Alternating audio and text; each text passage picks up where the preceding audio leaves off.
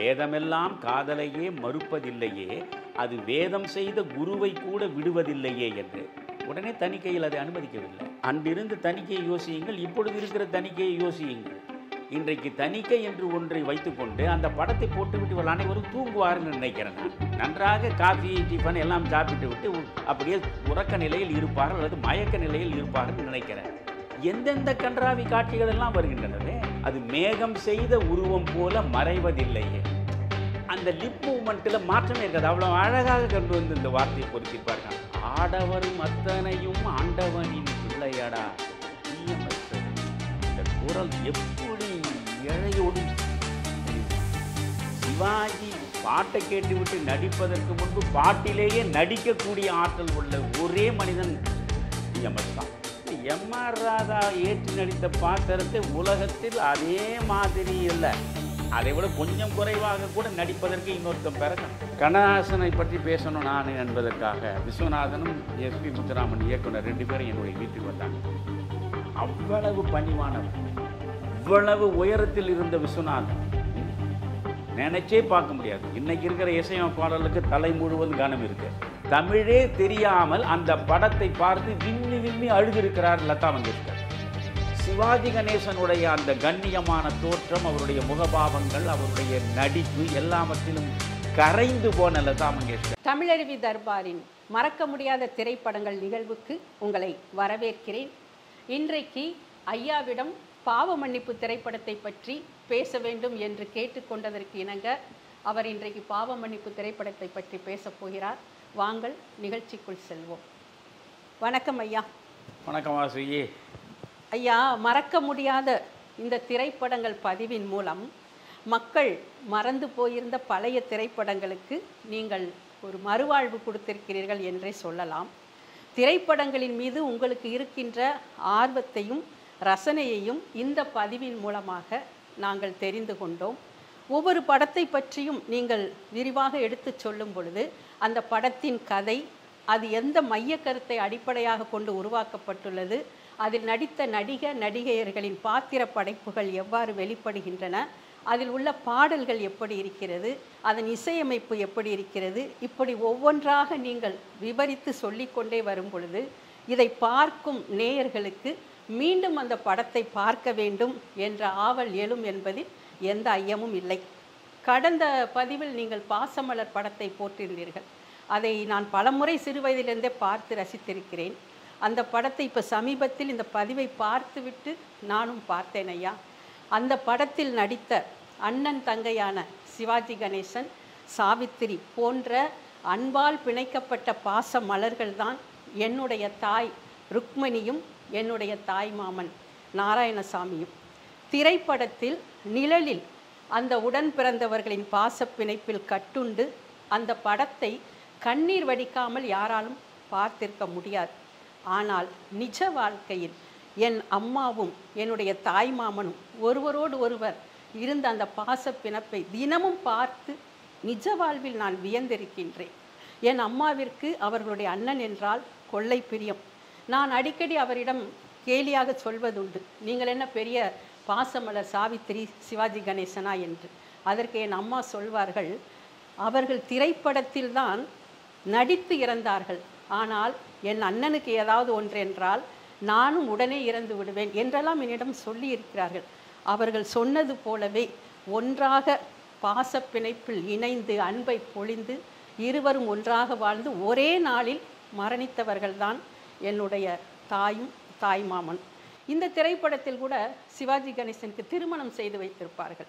ஆனால் என் மாமா தான் திருமணம் செய்து கொண்டால் தன் தங்கையை பிரிய நேரிடும் என்ற எண்ணத்தினால் வீட்டோடு மாப்பிள்ளை என்பது போல் என் அப்பாவிற்கு என் அம்மாவை திருமணம் செய்து வைத்து பிறந்த வீட்டிலேயே புகுந்த வீட்டிற்கே செல்லாமல் கணவனோடு இல்லறத்தை நடத்த வேண்டும் என்ற ஆசையினால் அவர் திருமணமே செய்து கொள்ளவில்லை. அந்த இறக்கும்போது என்னுடைய அந்த ஊரில் சுற்று வட்டாரத்தில் உள்ள அத்தனை பேருமை ஒரு அண்ணன் தங்கை என்றால் இப்படித்தான் வாழ வேண்டும் என்று ஒரு உதாரணமாக எடுத்து காட்டுகிற அளவிற்கு அவர்கள் வாழ்ந்து சென்றிருக்கிறார்கள் ஐயா. இந்த தருணத்தில் என்னுடைய தாயை பற்றியும் தாய்மாமனை பற்றியும் இந்த பாசமலர் படத்தோடு தொடர்பு படுத்தி பேசுவதை நான் மிக பெருமையாக கருதுகின்றேன். இன்றைக்கு நம்முடைய இந்த பாவ மன்னிப்பு படத்தை பற்றி நாம் பேசலாம் ஐயா. ரொம்ப வியப்பாக இருக்கிறது வாசுகி.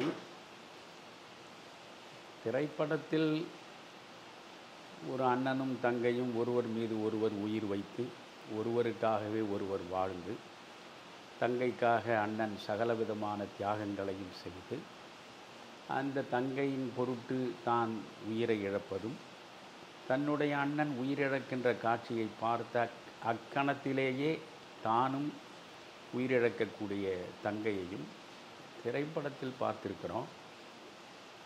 அது பலரை பாதித்திருக்கிறது. ஆனால் உங்களுடைய வாழ்வில் உங்களை ஈண்டெடுத்த அன்னையும் அவரோடு உடன் பிறந்த அண்ணனும் ஒன்றாக ஒருவருக்கொருவர் உயிருக்குயிராக பாசத்தை பரிமாறி இருவரும் ஒரே நாளில்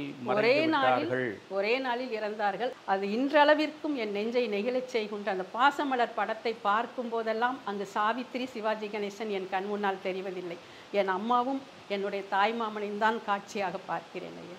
ரொம்ப ரொம்ப ரொம்ப மகிழ்ச்சி என்று சொல்வதற்கு வாய் வரவில்லை. ரொம்ப நெகிழ்ச்சியான ஒரு செய்தியை நீங்கள் பரிமாறியிருக்கிறீர்கள்.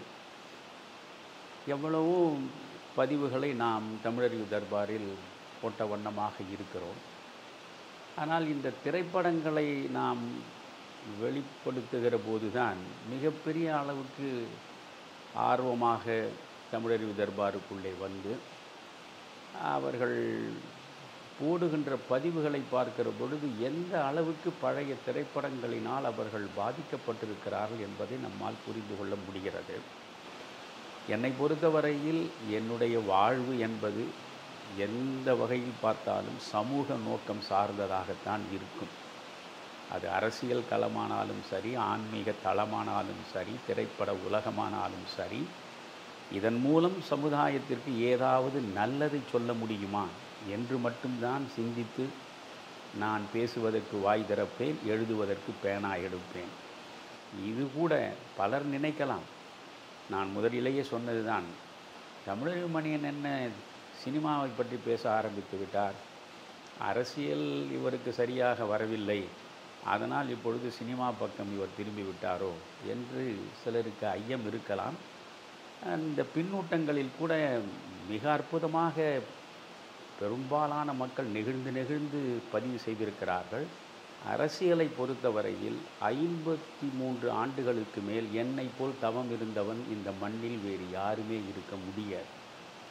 ஒரு ரோஜா தன்னை ரோஜா என்று நினைக்கிற பொழுதே அது தன் அழகை இழந்து விடுகிறது என்ற டோயிசத்தை அறிந்தவன்தான் நான்.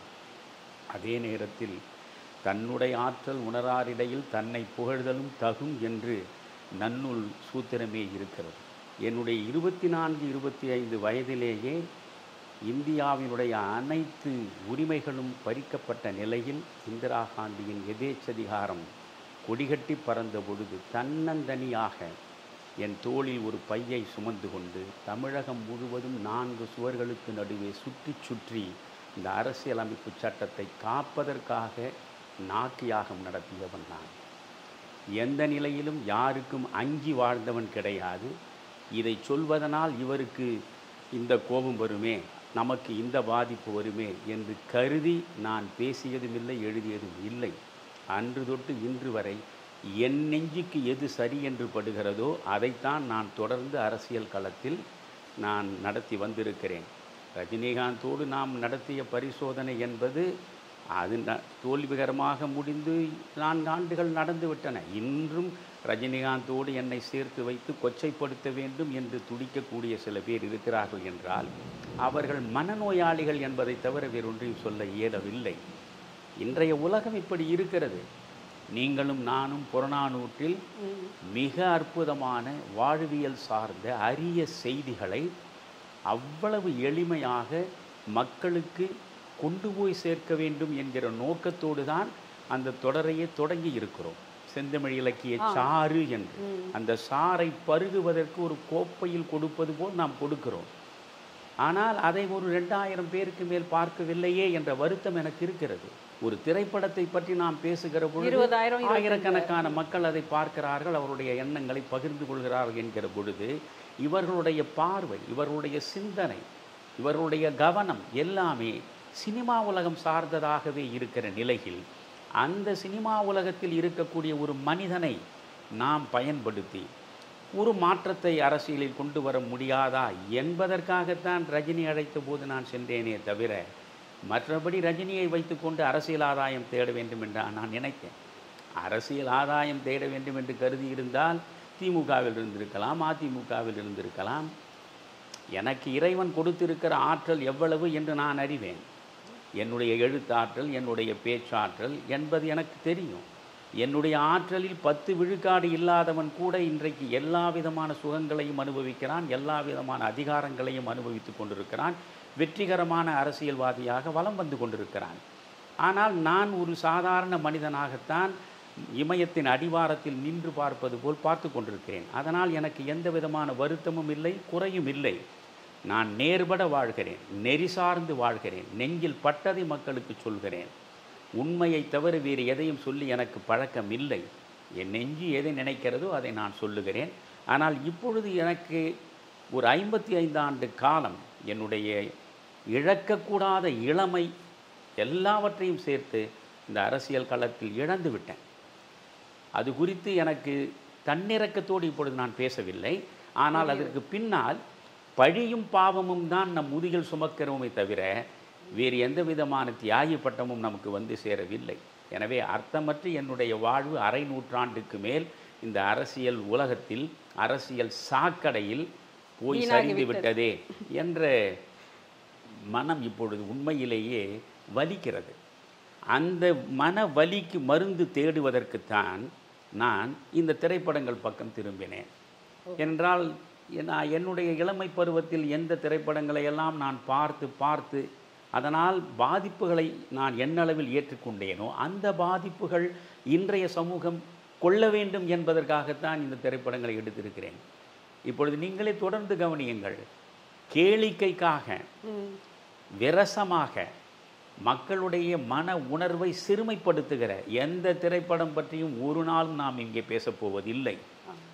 குடும்ப உறவுகளை பாதுகாக்கக்கூடிய, பாசத்தை பேசக்கூடிய, அன்பை பரிமாறக்கூடிய, சமூக நலனுக்காகவே வாழ்வை அர்ப்பணிக்கக்கூடிய திரைப்படங்கள் எவையெல்லாம் வந்திருக்கின்றன, எந்த திரைப்படங்களெல்லாம் எனக்குள்ளே புதிய புதிய சிந்தனைகளை கொண்டு வந்து சேர்த்து என்னை செழுமைப்படுத்தி இருக்கின்றன, அவற்றை பற்றி பேசுவதற்குத்தான் இந்த தொடரை கூட நாம் பயன்படுத்தி கொள்கிறோமே தவிர இந்த தொடரின் மூலமாக அதிகமான சப்ஸ்கிரைபர்கள் வர வேண்டும், அதிகமான மக்கள் தமிழறிவு தர்பார் பக்கம் திரும்ப வேண்டும் என்பதெல்லாம் நமக்கு நோக்கமில்லை. வணிகமயமான வாழ்க்கை என்பது நமக்கு ஒருபோதும் கிடையாது. நாம் நல்லதை சொல்கிறோம். இதன் மூலம் ஒரு செப்பு காசை பெறுவது கூட நம்முடைய நோக்கம் இல்லை. இப்பொழுது இதற்கு நான் 24 மணி நேரத்தில் தூங்கும் நேரம் தவிர மற்ற எல்லா நேரமும் இந்த பதிவு மிகச் சிறப்பாக வர வேண்டும் என்பதற்காக நம்முடைய இயக்கத்தின் பொதுச் செயலாளராக இருக்கிற குமரையா அவர்கள் எவ்வளவோ சிரமப்படுகிறார். இதில் இந்த யுவராஜ், சரவணன் போன்ற மனிதர்கள் யாருமே அர்ப்பணிப்போடு தான் இதில் செய்கிறார்கள். இதில் லாப நோக்கமும் கிடையாது. இதன் மூலம் 10 பைசா நமக்கென்று வரக்கூடிய சூழலும் கிடையாது. அதற்காக இங்கே வந்து உட்கார்ந்து பேசவும் கிடையாது. வணிகமயமான வாழ்க்கை என்பது சாகும் வரை தமிழறிவு மணியனுக்கோ உங்களுக்கோ குமரையா போன்றவர்களுக்கோ கிடையாது. சமூக நோக்கத்திற்காக நாம் பேசுகிறோம். எனக்கு என்ன வருத்தம், நீங்கள் ஏன் புறநானூறு பக்கம் புத்தியை திருப்ப மாட்டேன் என்கிறீர்கள்? உங்கள் பார்வையை கொஞ்சம் திருப்புங்கள். எவ்வளவு சிறப்பான செய்திகளை சொல்கிறோம். இப்பொழுது இந்த படங்களை பார்க்கிறீர்களே, இந்த படங்களை பார்க்கக்கூடியவர்களுக்கு நான் இப்பொழுது ஏன் இதை சொல்கிறேன் என்றால், இந்த படங்களை பார்க்கிறீர்கள் அல்லவா பல்லாயிரம் பேர், உங்களிடம் நான் சொல்கிறேன், தயவு செய்து செந்தமிழ் இலக்கிய சாறை திரும்பி பாருங்கள். ஒவ்வொரு முறையும் நாங்கள் போடுகிற ஒரு பதிவை பாருங்கள். உங்கள் வாழ்வுக்கான அர்த்தம் உங்களுக்கு புலப்படும். உங்களுக்கான செம்மையான ஒரு வாழ்க்கையை அது தேடித்தரும். அதற்காகத்தான் அதை செய்கிறோம். எனவே அதையும் பல்லாயிரக்கணக்கான மக்கள் பார்த்தால் நான் மகிழ்ச்சி அடைவேன். நாம் ஊதுகிற சங்கை ஊதிக்கொண்டே இருப்போம் என்று சொல்வது போலத்தான் நம்முடைய வாழ்க்கை முறையில் நாம் தொடர்ந்து நடந்து கொண்டிருக்கிறோம். இதற்கு இவ்வளோ பெரிய முன்னுரை அவசியப்பட்டதனால்தான். என்றால் எந்த விதமான ஒரு அவலம் செறிந்த வார்த்தைகளும் நம்மை காயப்படுத்துகிறது என்பதனால் இந்த அரசியலை விட்டு மெல்ல மெல்ல மெல்ல நான் விலகி கொண்டிருக்கிறேன். இந்த அரசியலை விட்டு மெல்ல மெல்ல விலகக்கூடிய நேரத்தில் என்னுடைய மனம் முழுக்க முழுக்க தமிழுக்காகவும் ஆன்மீகத்திற்காகவும் இயன்றவரை என்னுடைய பங்களிப்பை தந்துவிட வேண்டும் என்று நினைக்கிறது. எனவே அந்த நினைப்பின் வெளிப்பாட்டில் ஒன்றுதான் இந்த கலை வடிவத்தில் உள்ள மிகச்சிறந்த திரைப்படங்களை மக்கள் முன்னாலே கொண்டு போய் சேர்ப்பது. இப்பொழுது நீங்கள் பாவ மன்னிப்பு குறித்து கேட்டீர்கள். 1959 பாகப்பிரிவினை வந்தது. அது மிகப்பெரிய வெற்றியை பெற்றது. தமிழகத்தில் ஏறக்குறைய எல்லா திரையரங்குகளிலும் மக்கள் திரளாக கூடி பெருவெற்றியை தேடி தந்தார்கள். மதுரை சிந்தாமணியில் மட்டும் அது 33 வாரங்கள் ஓடியது. அந்த படம் எல்லாருடைய மனதிலும் இன்று வரை இருக்கிறது. அதை நான் பாகப்பிரிவினையை பற்றி பேசி அதன் மூலம் பின்னூட்டத்தை பார்த்த பொழுதே புரிந்து கொண்டேன். இது 1959 வந்தது. 1960 நீங்கள் பார்த்தால் இரும்பு திரை என்ற படம் 1960 தான் வந்தது. அதே போன்று நீங்கள் படிக்காத மேதை அந்த படமும் 1960 தான் வந்தது. விடிவெள்ளி 1960 தான் வந்தது. இவற்றில் எல்லாமே வெற்றி படங்கள் இவை அனைத்தும்.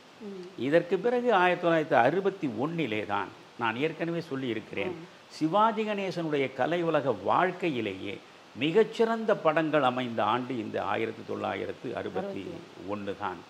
இதில்தான் பாவ மன்னிப்பிலிருந்தான் அந்த வெற்றி பயணம் தொடர்கிறது.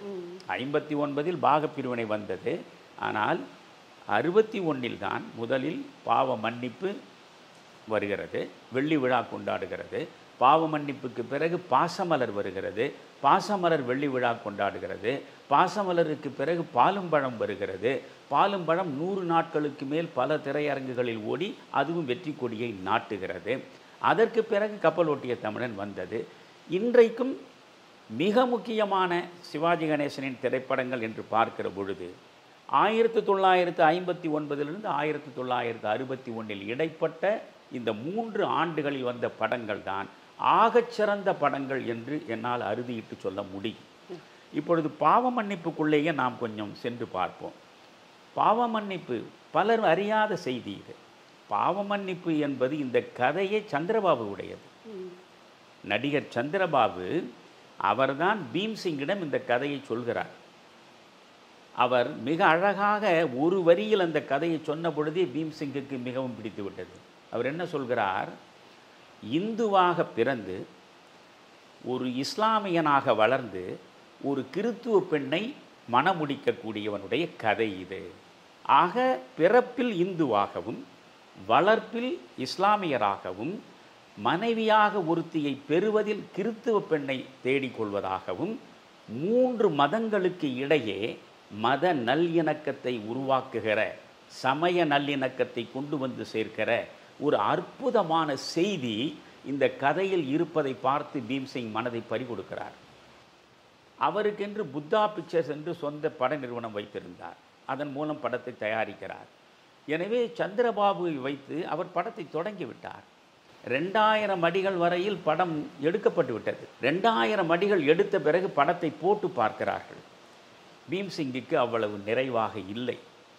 அந்த நேரத்தில் ஏவி மெய்யப்ப செட்டியாரிடம் இதை பற்றி பீம்சிங் கருத்துக்களை பரிமாறிக்கொள்கிறார்.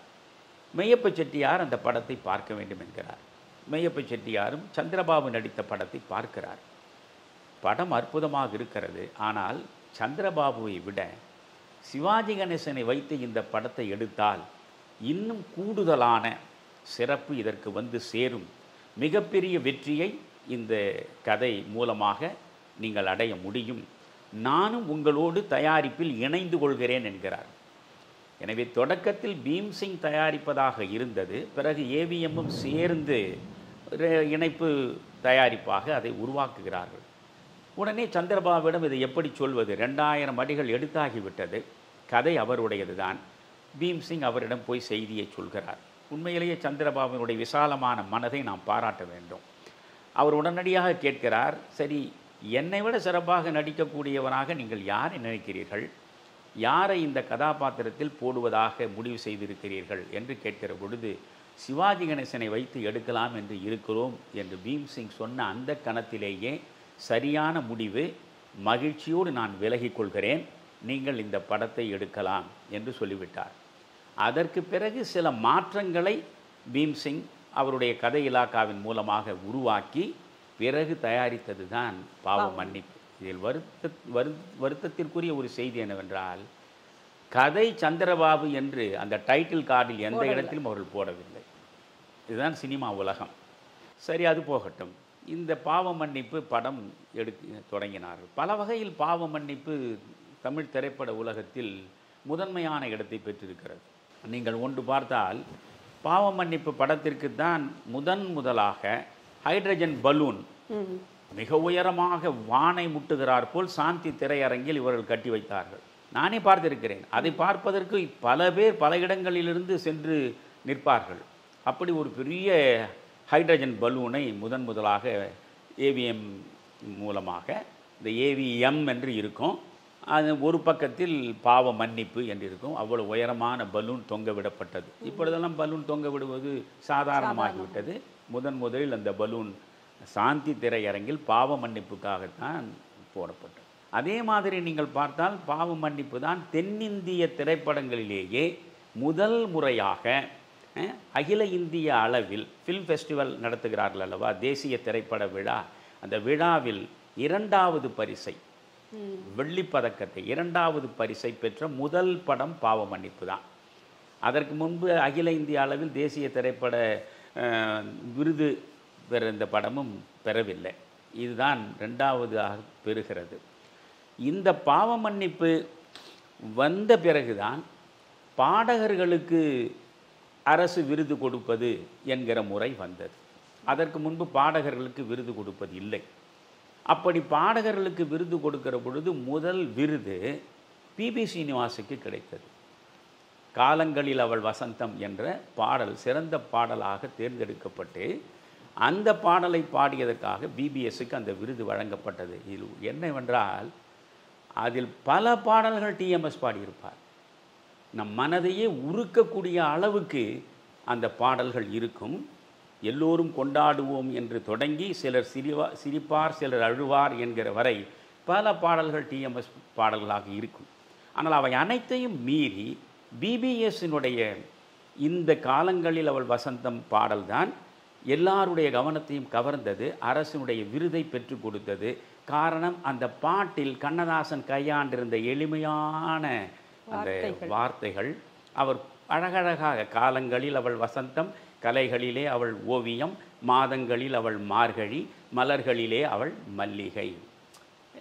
ரொம்ப எளிமையாக அது கடைசி வரை போகும். அந்த பாடல் கண்ணதாசனுடைய வரிகள், 2வது அற்புதமான எம்எஸ்வி ராமமூர்த்தியினுடைய இசை. ஒரு இசை விமர்சகர் எழுதியிருக்கிறார், எம்எஸ் விஸ்வநாதன் ராமமூர்த்தி பல 100 பாடல்களை போட்டிருந்தாலும் அவற்றுள் மிகச்சிறந்த 10 பாடல்கள் என்று தேர்ந்தெடுத்தால் அந்த 10 பாடல்கள் ஒரு இடத்தை தவறாமல் இந்த காலங்களில் அவள் வசந்தம் நிச்சயம் பெறும். அப்படி ஒரு மென்மையான இதயத்தை தழுவுகிற ஒரு இசை அந்த பாடலில் இருக்கும். நான் ஏற்கனவே சென்ற பதிவில் சொன்னேன் நினைக்கிறேன், பிபிஎஸ் உடைய குரல் எனக்கு பிடிக்கும். அது ஒரு பட்டு துணியை நம்முடைய விரல்களால் வருடி கொடுக்கிற பொழுது என்ன சுகம் ஏற்படுமோ அந்த சுகத்தை நீங்கள் பிபிஎஸ்ஸிடம் பார்க்கலாம். சில்கி வாய்ஸ் என்று சொல்வார்களே, அது போன்ற குரல் பிபிஎஸ் உடையது. சில காலமாக அவர் பாடிக்கொண்டிருந்தாலும் அவருக்கு உரிய அங்கீகாரம் கிடைக்கவில்லை. இந்த படம் வந்த பிறகுதான் அவர் மிகப்பெரிய புகழ்பெற்ற பாடகராக மாறுகிறார். அதுவரையில் ஜெமினி கணேசனுக்கு குரலை கொடுத்தவர் ஏஎம் ராஜா தான். ஏஎம் ராஜாவுடைய குரல் தான் ஜெமினி கணேசனுக்கு ரொம்ப பொருத்தமாக இருக்கும். அதனால் பிபிஎஸ் பாடுவது என்று முடிவெடுத்த பொழுது ஏவிஎம் மெய்யப்ப செட்டியார் அதை ஒப்புக்கொள்ளவில்லை. ஏஎம் ராஜாவே பாட வேண்டும் என்று தான் அவர் வற்புறுத்துகிறார். பீம்சிங்கும் விஸ்வநாதனும் ராமமூர்த்தியும் சேர்ந்து இல்லை, இந்த முறை பிபி சீனிவாசை நாம் பாடச் செய்வோம் என்று வற்புறுத்தி அந்த வாய்ப்பை தேடி கொடுக்கிறார்கள். காலம் உங்கள் பக்கம் கண் விழித்து பார்க்கும் என்றால் எல்லாம் நல்லதாகவே நடக்கும். அதுவரையில் ஒரு பிரேக் என்று சொல்கிறார்களே, அப்படி ஒரு பிரேக் நமக்கு கிடைக்குமா என்று ஏங்கிக் கொண்டிருந்த பிபிஎஸ்க்கு இந்த பாடல் சரியாக வந்து சேர்ந்தது. அது ஜெமினி கணேசன் அந்த காட்சியை நீங்கள் பார்க்க வேண்டும். நான் என்ன சொல்கிறேன் வாசுகி, இன்றைக்கு இந்த காதல் பாடல்கள் என்று கன்றாவியாக இந்த காட்சிகளை சித்தரித்து படம் எடுக்கிறார்களே, இந்த இயக்குனர்களுக்கு எங்காவது கற்பனை வளம் இருக்கிறதா? ஒரு காட்சி வடிவத்தை எப்படி நேர்த்தியாக அழகுபட கொண்டு போக வேண்டும், எப்படி காட்ட வேண்டும் என்று தெரிகிறதா? நான் உங்களுக்கு சொல்கிறேன். அதில் பாவ மன்னிப்பை பொறுத்தவரை முதலில் நான் மனதில் பட்டதெல்லாம் சொல்லிவிடுகிறேன். அதில் வந்து நீங்கள் 2 காட்சி காதல் காட்சி ஜெமினி கணேசன் சாவித்திரி சம்பந்தப்பட்டு இருக்கும் பாவ மன்னிப்பில். அதே போல் 2 காட்சி காதல் காட்சி சிவாஜி தேவிகாவுக்காக இருக்கும். இந்த 2 காட்சி ஜெமினி சாவித்திரி இனிமேல் இந்த படத்தை இதுவரை பார்க்காமல் இருந்தால் அவர்கள் போய் பார்க்கட்டும். முதலில் காலங்களில் அவள் வசந்தம் பாடல், அந்த பாடலுக்கு முன்பு சாவித்திரியும் ஜெமினி கணேசனும் சந்திப்பார்கள். அந்த முதல் சந்திப்பை காட்டுவார்கள். பார்வை பரிமாற்றங்கள் தான் நடக்கும். பார்வை பரிமாற்றங்கள் தான். இவர் அந்த பெண்ணை தொடமாட்டார், அந்த பெண் இவரை தொடமாட்டார். அந்த அம்மா பேசிக்கொண்டு இவர் ஒவ்வொன்றாக சொல்லி கொண்டு வருவார். சாவித்திரியின் அழகை அவர் வர்ணிப்பார். அந்த சாவித்திரி வாயையே திறக்காமல் என்று வெறும் கொட்டி கொண்டே போவார்கள். என்ன நான் மறந்து ஒரு ஊமையை நான் காதலிக்கிறேனே என்பது போல் அவர் பேசுவார். இப்பொழுதெல்லாம் ஊமை என்ற வார்த்தையை கூட பயன்படுத்தக்கூடாது, பேச்சு திறன் அற்றவர்கள் என்று தான் இனி சொல்ல வேண்டும். அது அந்த கால திரைப்படங்களில் வந்ததை சொல்கிறேன் நான். அந்த 2 பேரும் எந்த நெருக்கமும் இருக்காது. உடல் தழுவலோ விரசமான அங்க சேட்டைகளோ எந்த ஒன்றும் இருக்காது. அவ்வளவு புனிதம் பூத்த ஒரு காட்சியாக இருவருக்கும் இடையே இருக்கும். அது ஜெமினி சாவித்திரியுடைய முதல் காட்சியாக காதல் காட்சி. இன்னொரு காட்சி பிறகு நீங்கள் பார்த்தால் காலங்களில் அவள் வசந்தம் அவர் பாடிக்கொண்டு வருவார். அவர் ஒரு பக்கம் பாடிக்கொண்டே வருவார். ஜெமினி கணேசன் மிக அழகாக தோற்றம் தரக்கூடிய இளமை கால படங்களில் அது ஒன்று. அவர் பாடிக்கொண்டே வருகிறார். சாவித்திரி ஒவ்வொரு அந்த மலர் சோலையில் பூக்களுக்கு நடுவே தன்னுடைய முகத்தை காட்டிக்கொண்டே போவார். அதில் என்ன அழகு தெரியுமா? அந்த பூக்களுக்கு நடுவே ஒரு பூவாக சாவித்திரியின் முகம் இருக்கும். அதில் காட்டுகிற பாவங்கள், நீங்கள் ஒரு காதலை உடலும் உடலும் தழுவுவதன் மூலம்தான் காட்ட வேண்டும் என்பதுதான் அது காமம், அது காதல் அல்ல. ஆனால் எந்த தழுவலும் இல்லாமல் அந்த உணர்வை எவ்வளவு அற்புதமாக புனிதமாக பாவங்களின் மூலமாக வெளிப்படுத்துவது என்பதில் ஒரு தனி ஆற்றல். அது சாவித்திரிக்கு கைவந்த கலை. எனவே அவர் அந்த பக்கம் பாடிக்கொண்டே வருவார். வெறுமனே பூக்களுக்கு நடுவே ஒரு பூவாக விதவிதமாக முகபாவத்தை காட்டிக்கொண்டே இவர் நடப்பார். இந்த 2 காட்சி தான் அந்த படத்தில் ஜெமினி சாவித்திரிக்கான காதல் காட்சி. 2 காட்சியிலும் ஒரு இடத்திலும் அவர்கள் கட்டிப்பிடிக்கவும் இல்லை. அதே மாதிரி சிவாஜி தேவிகாவினுடைய காதல் காட்சிகள் என்று நீங்கள் பார்த்தால், முதல்ல தேவிகா சிவாஜியை சந்திப்பதற்கு சிவாஜி ஒரு எளிய குடிசையில் இருப்பார். அது இந்த இஸ்லாமியர். அவர் கதை முழுவதையும் நான் சொல்வதில்லை என்று எப்பொழுதும் சொல்லியிருக்கிறேன். அவர் ஒரு எளிய குடிசையில் இருக்கிறார். குடிசைக்கு பின்புறம் ஒரு தோட்டம் இருக்கும். அந்த தோட்டத்தில் அவர் ஏராளமாக பறவைகள், புறாக்களை வளர்ப்பார், கிளிகளை வளர்ப்பார். அவற்றிற்கு அவர் இறை போட்டு கொண்டே இருக்கிற போதுதான் தேவிகா உள்ளே வருவார். இவர் இறை போட்டுக்கொண்டே வருவார், தேவிகா உள்ளே வருவார். இருவருக்கும் இடையே அந்த பேச்சு நடக்கும். புரிகிறதா? அப்படி பேசுகிற பொழுது கூட நீங்கள் ஒருவரை ஒருவர் தொடமாட்டார்கள். அந்த இடத்தில் உண்மையில் தேவிகாவுக்கு அதுதான் மிக முக்கியமான படமாக மாறியது. அந்த படத்திற்கு பிறகு தேவிகா மிகச்சிறந்த உயரத்திற்கு போனார். தேவிகாவும் சிவாஜியும் தனியாக அந்த தோட்டத்தில் சந்திப்பது, அது ஒரு காட்சி பாவ மன்னிப்பில் வரும். இருவருக்கும் இடையில் தேவிகா தன்னுடைய காதலை மறைமுகமாக வெளிப்படுத்துவார். ஆனால் அவருடைய காதலை அறிந்து கொள்கிறார். ஆனால் அந்த பெண் கிறித்துவ பெண். அந்த பெண் மிகப்பெரிய பணக்கார மனிதருக்கு மகளாக இருப்பவள். நாம் இஸ்லாமியன், நாம் ஏழை. எனவே நம் இருவருக்கும் இடையே காதல் உறவு கொள்வது என்பது எந்த வகையிலும் ஏற்புடையதாக இருக்காது என்று இவர் நினைக்கிறார். அதனால் அந்த காதலை தேவிகா தன் முகபாவத்தின் மூலமாக, வார்த்தைகளின் மூலமாக, மறைமுகமாக வெளிப்படுத்துகிற பொழுது அதை அறியாதவர் போலவே இவர் பேசிக்கொண்டே வருவார். அற்புதமான காட்சி அது. பிறகு, என்ன ரஹீம், நான் சொல்வது உங்களுக்கு புரியவில்லையா என்று வெளிப்படையாகவே அவர் கேட்கிறார். தன்னுடைய காதலை வெளிப்படுத்துவார். அப்பொழுது இவர் சொல்கிறார், வானத்தில் உள்ள நட்சத்திரங்கள் அழகாக இருக்கின்றன என்பதற்காக அவற்றை கையில் எடுத்து விளையாட முடியுமா என்ன? வசனம் நீங்கள் எப்படி ஆரூர்தாசனுடைய வசனத்தை பற்றி நாம் பாசமலரில் பேசணுமோ, இந்த பாவ மன்னிப்பிலும் வசனம் சோலைமலை தான் அதனுடைய வசனம். அதற்கு உதவியாக 2 பேர் அவருக்கு கூட இருந்து துணை புரிந்திருக்கிறார்கள். படம் முழுக்க அற்புதமான வசனங்கள். அதனால் வானத்து நட்சத்திரங்கள் அழகாக இருக்கின்றன என்பதற்காக அவற்றை நாம் கையில் வைத்து விளையாட முடியுமா என்ன? அது நடக்க முடியாத காரியம் என்று அவர் மறுதளிப்பார். அப்படி மறுதளிக்கும் பொழுது, ஏன் நீங்கள் ஒரு மதம் நான் ஒரு மதம் என்று நினைக்கிறீர்களா? இருவேறு மதங்கள் நமக்கு தடையாக இருக்கிறதா என்று தேவிகா கேட்பார். நான் அப்படி கருதவில்லை. அன்புக்கு வேலியே இல்லை என்று நான் அறிவேன். அந்த இடத்துல தான் சிவாஜியை பார்க்கணும். நீங்கள் அதை கண்கள் செய்த புண்ணியம்னு நான் சொல்லுவேன்.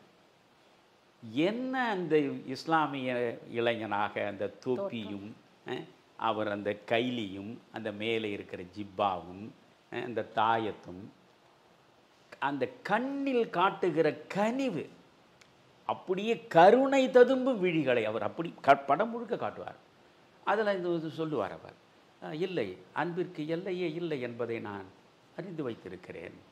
ஆனால் ஒன்று, இந்த உலகம் முழுவதற்கும் ஒரே சூரியன் தான், ஒரே நிலவு தான், ஒரே பூமி தான் என்று அவர் சொல்லிக்கொண்டே வருகிற பொழுது, உணர்வுகளும் ஒன்றுதானே என்று தேவிகா பேசுவார்.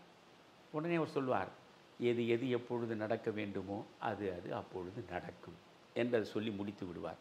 முடித்துவிட்டு, மேரி, நீங்கள் வீட்டிற்கு போகவில்லையா? நேரமாகிறதே என்பார். நான் நிறைய பேச வேண்டும் என்று வந்தேன், ஆனால் எதையுமே நான் பேசவில்லை. நீங்கள் என்னை போ என்று சொல்லுது. நான் போங்கள் என்று சொல்லவில்லை, நேரமாகிறதே என்று சொல்கிறேன் என்று அவர் மென்மையாக சொல்லுவார். பிறகு பிரிந்து போவார்கள். இதுதான் சிவாஜி கணேசனுக்கும் தேவிகாவுக்கும் இடையே நடக்கிற காதல் பரிமாற்ற காட்சி. இதற்கு பிறகு 2வது காட்சி அற்புதத்திலும் அற்புதம். பல 100 முறை நான் பார்த்து பார்த்து பார்த்து அதிலேயே லயித்து போயிருக்கிறேன். சிவாஜி கணேசன் அந்த தோட்டத்தில் அவர் இந்த கிளி கூண்டை பார்த்து திறந்து அந்த கிளிகளோடு எது செய்து கொண்டிருப்பார். தேவிகா உள்ளே வருவார். என்ன கிளிகள் என்ன சொல்கின்றன என்று கேட்பார். இருவரும் மெய் தீண்டலே கிடையாது. அவர் கொஞ்சம் தூர விலகி உட்கார்ந்து கொண்டு, இரண்டும் என்ன செய்து கொண்டிருக்கின்றன? இல்லை, இந்த கிளிகள் பாலையும் அருந்தவில்லை, பழத்தையும் சாப்பிடவில்லை. அதற்கு காரணம் என்னவென்று உங்களுக்கு தெரியுமா? தெரியவில்லையே. அது ஜோடி கிளி. அது காரணம் என்னவென்று உங்களுக்கு தெரியுமா? தெரியவில்லையே. நான் சொல்லட்டுமா? சொல்லுங்களேன். அப்பொழுதுதான் பால் இருக்கும், பழம் இருக்கும். அந்த பால் இருக்கும், பழம் இருக்கும், பசி இருக்காது. அந்த பஞ்சனையில் காற்று வரும், தூக்கம் வராது. 4 வகை குணம் இருக்கும், ஆசை விடாது. நடக்க வரும் கால்களுக்கும் துணிவிருக்காது. என்ன பாட்டு அது! அது பார்த்தீங்கன்னா இசை இசை அவ்வளவு மென்மையான இசை அந்த படத்தில்.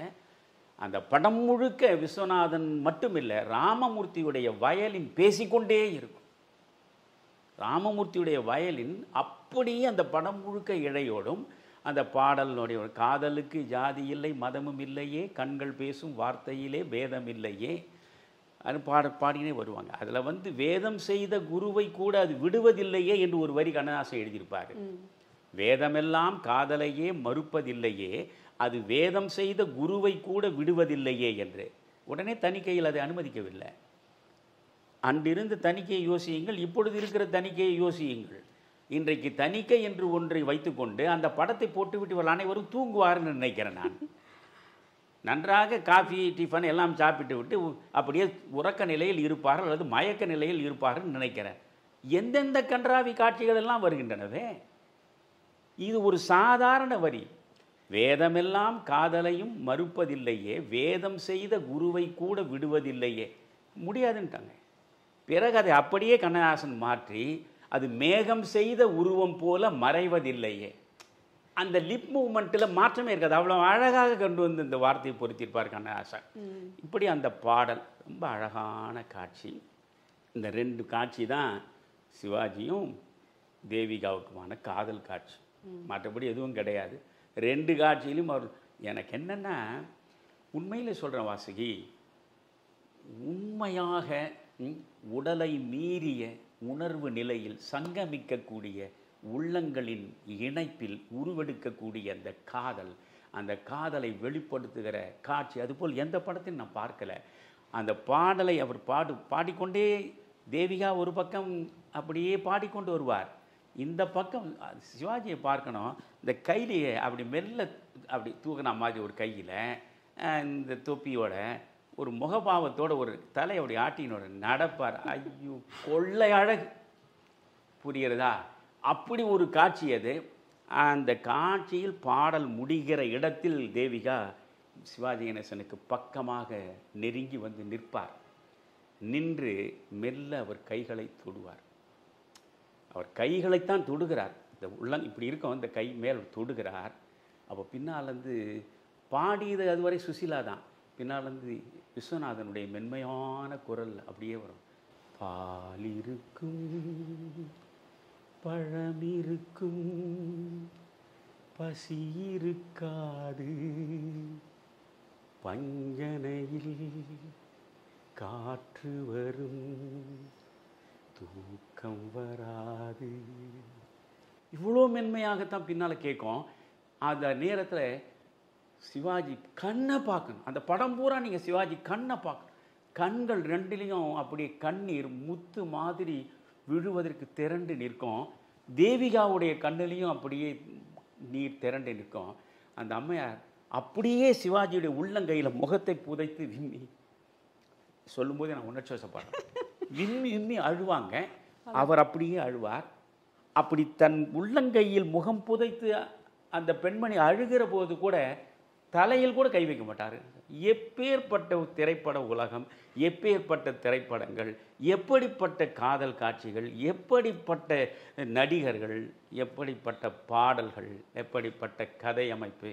நினைக்க நினைக்க அது ஒரு பொற்காலம்.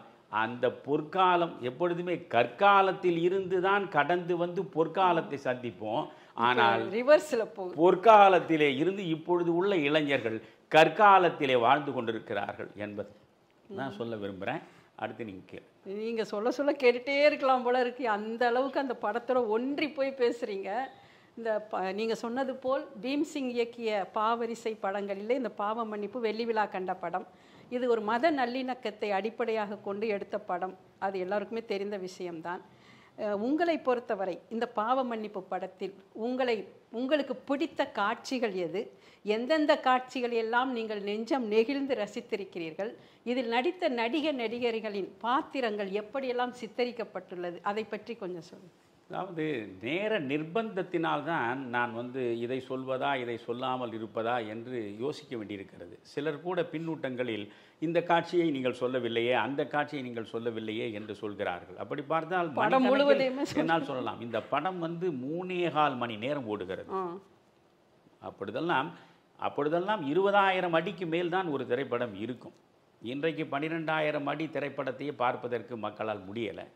3.25 மணி நேர படம் அது. அதில் எல்லா காட்சிகளையும் என்னால் இந்த நிலையில் கொண்டு வந்து சேர்க்க முடியாது, நீங்கள் பார்க்க வேண்டும். ஆனால் முதல் காட்சியிலிருந்து சொல்கிறேன், அந்த படத்தில் எம்.ஆர். ராதா மட்டும் இல்லை என்றால் இவ்வளவு பெரிய வெற்றியை அந்த படம் சந்தித்திருக்காது. என்ன இந்த பர்ஃபார்மன்ஸ் என்று ஆங்கிலத்தில் சொல்கிறோமே, அது என்ன?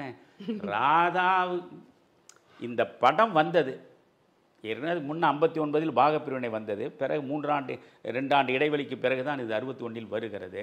இந்த படம் வந்தது 62 நீங்கள் பார்த்தால் 48 தமிழ் படங்கள் வந்தன. 48 தமிழ் படங்களில் 23 படங்களில் நடிகர் ராதா தான் இருந்தார். குமுதமே விமர்சனம் எழுதியது ராதா இல்லாத படம் சாதா என்று. அந்த மாதிரி இந்த பாவ மன்னிப்பில் வந்து எம்.ஆர். ராதாவுடைய நடிப்பு, அந்த பெர்ஃபார்மன்ஸ் இருக்குது பாருங்கள். சிவாஜி கணேசனை தவிர வேறு யாராக இருந்தாலும் காணாமலே போயிருப்பார்கள். நீங்கள் முதல் காட்சியிலிருந்து கடைசியில் ஏறக்குறைய இரத்த கண்ணீர் எம்.ஆர். ராதா மாதிரியாக அந்த தீயில் வெந்து கருகி வந்து நிற்கக்கூடிய கடைசி காட்சி வரை நீங்கள் பார்த்தால் படம் முழுவதும் ராதாவுடைய ஆக்கிரமிப்பு தான். படம் முழுவதும். படம் தொடங்குகிற போதே நீங்கள் என்னை உங்களுக்கு பிடித்த பாதித்த காட்சிகள் என்று கேட்டால் நான் காட்சி காட்சியாக சொல்லிக்கொண்டே போனால் நாளைக்கு தான் இது முடியும். படம் தொடங்குகிற போதே பாவ மன்னிப்பு படத்து தொடங்குகிறான். தொடங்கும் பொழுதே மதுரை மீனாட்சி அம்மன் கோயில் வாசல்ல நின்று அது உள்ளேருந்து வெளியே எம்.ஆர். ராதா வருவது தான் முதல் காட்சி. அப்படி வருகிற போதே மதுரை மீனாட்சி, கஞ்சி காமாட்சி, காசி விசாலாட்சி, ஞான பண்டிதா அப்படின்னு வெளியே வருவார். அப்படி சிவப்பழம் மாதிரி இருப்பார். இவ்வளோ பெரிய திருநீர், உடம்பு பூரா சந்தனம் எல்லாம் பூசிண்டு அவர் வெளியே வருவார். அவருக்கு பின்னால் அவருடைய மனைவி எம்.வி. ராஜம்மா. எம்.வி. ராஜம்மாவை தவிர வேறு யாருமே அந்த பாத்திரத்திற்கு பொருந்த முடியாது. அந்த தாய்மை ததும்ப அவர் பின்னால் வருவார். வருகிற பொழுது அந்த கோயில் வாசலில் ஒருவர் பார்வையற்றவர் பிச்சை கேட்பார். ஏன் பார்வை இல்லாதவன் பிச்சை டே போன ஜன்மத்தில் செஞ்ச பாவம் அதை அனுபவிக்கிற போடா அப்படின்னு இந்த புண்ணிய பாவத்தை சொல்லி ஏமாற்றுகிற அந்த செய்தியை அங்கே பொருத்தமாக கொண்டு வந்து போடுவார். இந்த பக்கம் இவர் வந்து ஒரு 10 பைசா ஒரு பார்வையற்றவனுக்கு கொடுக்க மனமில்லாமல் வெளியே வருவார். அந்த பக்கம் திரும்பினால் வெள்ளத்தால் பாதிக்கப்பட்ட மக்களுக்கெல்லாம் எஸ்.சி. சுப்பையா உதவி செய்து கொண்டிருப்பார். அவர் கிறித்துவர். எனக்கு இதில் ஒன்று என்னென்னா, எஸ்.சி. சுப்பையா ஒரு அற்புதமான பண்பு நலன்கள் உள்ள மனிதநேயத்தின் சிகரத்தில் நிற்கக்கூடிய மிகச்சிறந்த கிறித்துவராக அந்த படம் முழுவதும் அவர் வருவார். ஆக ஒரு நல்ல கிறித்துவரை எஸ்.சி. சுப்பையாவின் மூலமாக இந்த படத்தில் காட்டுகிறார். அதே போல நாகையா சிவாஜியின் வளர்ப்பு தந்தையாக வரக்கூடியவர். நாகையாவுக்கு அந்த பாத்திரம் அவ்வளவு பொருத்தமாக இருக்கும். நாகையா வந்து இந்த ஒரு இஸ்லாமிய பெருமகன் எப்படி இருப்பார், ஒரு வயது முதிர்ந்த இஸ்லாமிய பெருமகன், அதே மாதிரி அவ்வளவு அற்புதமாக அவர் இருப்பார். அவர் மிகச்சிறந்த பண்பு நலன்கள் கொண்டவராக, மனிதநேயம் மிக்கவராக, எல்லா மக்களுடைய நலன் சார்ந்து சிந்திப்பவராக, பாரதி மருத்துவ நிலையம் என்ற நிலையத்தின் மூலம் மக்களுக்கு மருந்து கொடுப்பவராக அவரை காட்டுகிறான். அவருடைய மகனாக வருகிற ரஹீம் சிவாஜி கணேசன், அதுபோன்று ஒரு இளைஞன் வேறு எங்கேயுமே நாம் சந்திக்க முடியாது நினைக்கக்கூடிய அளவுக்கு. ஒன்று சொல்கிறேன், அந்த திரைப்படத்தை நீங்கள் பார்த்துவிட்டு வெளியே வந்தால் ஒவ்வொரு இஸ்லாமிய இளைஞன் மீதும் உங்களுடைய மதிப்பு பல மடங்கு கூடிவிடும். அது மாதிரி ஒரு இஸ்லாமியராக சிவாஜி வருகிறார். ஆக ஒரு மிகச்சிறந்த பண்பு நலன் கொண்ட கிறித்துவராக சுப்பையா இருக்கிறார். மிகச்சிறந்த பண்பு நலன்கள் உள்ளவராக ஒரு இஸ்லாமியராக சிவாஜி இருக்கிறார். ஆனால் எல்லா விதமான வக்கரங்களும் எல்லா விதமான கீழ்மை குணங்களும் நிறைந்தவராக எம்.ஆர். ராதா இந்துவாக வருகிறார். புரிகிறதா உங்களுக்கு? ஆனால் இதை வந்து நீங்கள் ஒரு இஸ்லாமியரை வக்கர குணம் உள்ளவராகவோ கிறித்துவரை வக்கர குணம் உள்ளவராகவோ காட்டினால் அது பிரச்சனை ஆகிவிடும். புரிகிறதா? ஆனால் ஒரு இந்து பெரும்பான்மையாக இருக்கக்கூடியவர்களில் இதை ஒரு தவறான குணங்கள் கொண்ட ஒரு மனிதனாக இந்த எம்.ஆர். ராதாவை சித்தரிக்கிறார். அதில் என்னென்ன, வேறு எந்த மனிதனாவது அப்படி இருந்தால் இந்த இவ்வளவு மோசமான ஒரு இந்துவாக சித்தரிக்கப்பட்டது உங்கள் மனதில் வந்து நிழலாடும். அந்த சிந்தனை வருவதற்கே இடம் தராமல் எம்.ஆர். ராதாவுடைய ஆர்ப்பாட்டமான அந்த வசனங்கள், வசனம், அது சொல்லும் விதம், உலகத்தில் அது போல வசனத்தை எல்லாம் வேறு எவனாலையும் ஏற்ற இறக்கத்தோடு சொல்லவே முடியாது. அவர் ஜேம்ஸ் வாயா ஜேம்ஸு அப்படின்னு சொல்லும் போதே 3 குரலில் சொல்லுவார். தொடங்கிறதுலேருந்தே அதை சொல்லி முடிக்கிற போது 3 குரல் காட்டுவார். அப்புறம் மகா கலைஞன் எம்.ஆர். ராதா. ஆக தொடக்கத்திலேயே இந்த எம்.ஆர். ராதாவுடைய பண்பு நலன் என்ன, அந்த பாத்திர வார்ப்பு, சுப்பையா என்கிற கிறித்துவர் அவருடைய பாத்திர வார்ப்பை அழகாக படம் பிடித்து காட்டிடுவான். இதுக்கப்புறம் காட்சி காட்சியாக போகும். நான் ஒன்று உங்களுக்கு சொல்கிறேன், நான் சொல்கிறதையெல்லாம் தயவு செய்து இப்பொழுது உள்ள இளைஞர்கள் அந்த யூடியூபில் அந்த பாவ மன்னிப்பை போட்டு நான் சொல்லுகிற காட்சிகளை பாருங்கள். கொஞ்சம் நேரமானாலும் பரவாயில்லை, நான் சொல்லுகிற காட்சிகளை பாருங்கள். சிவாஜி கணேசன் முதலில் இந்த படத்தில் காட்சி தருவதே எல்லோரும் கொண்டாடுவோம் என்ற பாடலை பாடியபடி தான். இந்த டேப்பு அடிப்பதையே நீங்கள் பார்த்தால் அவ்வளோ அற்புதமாக இருக்கும்.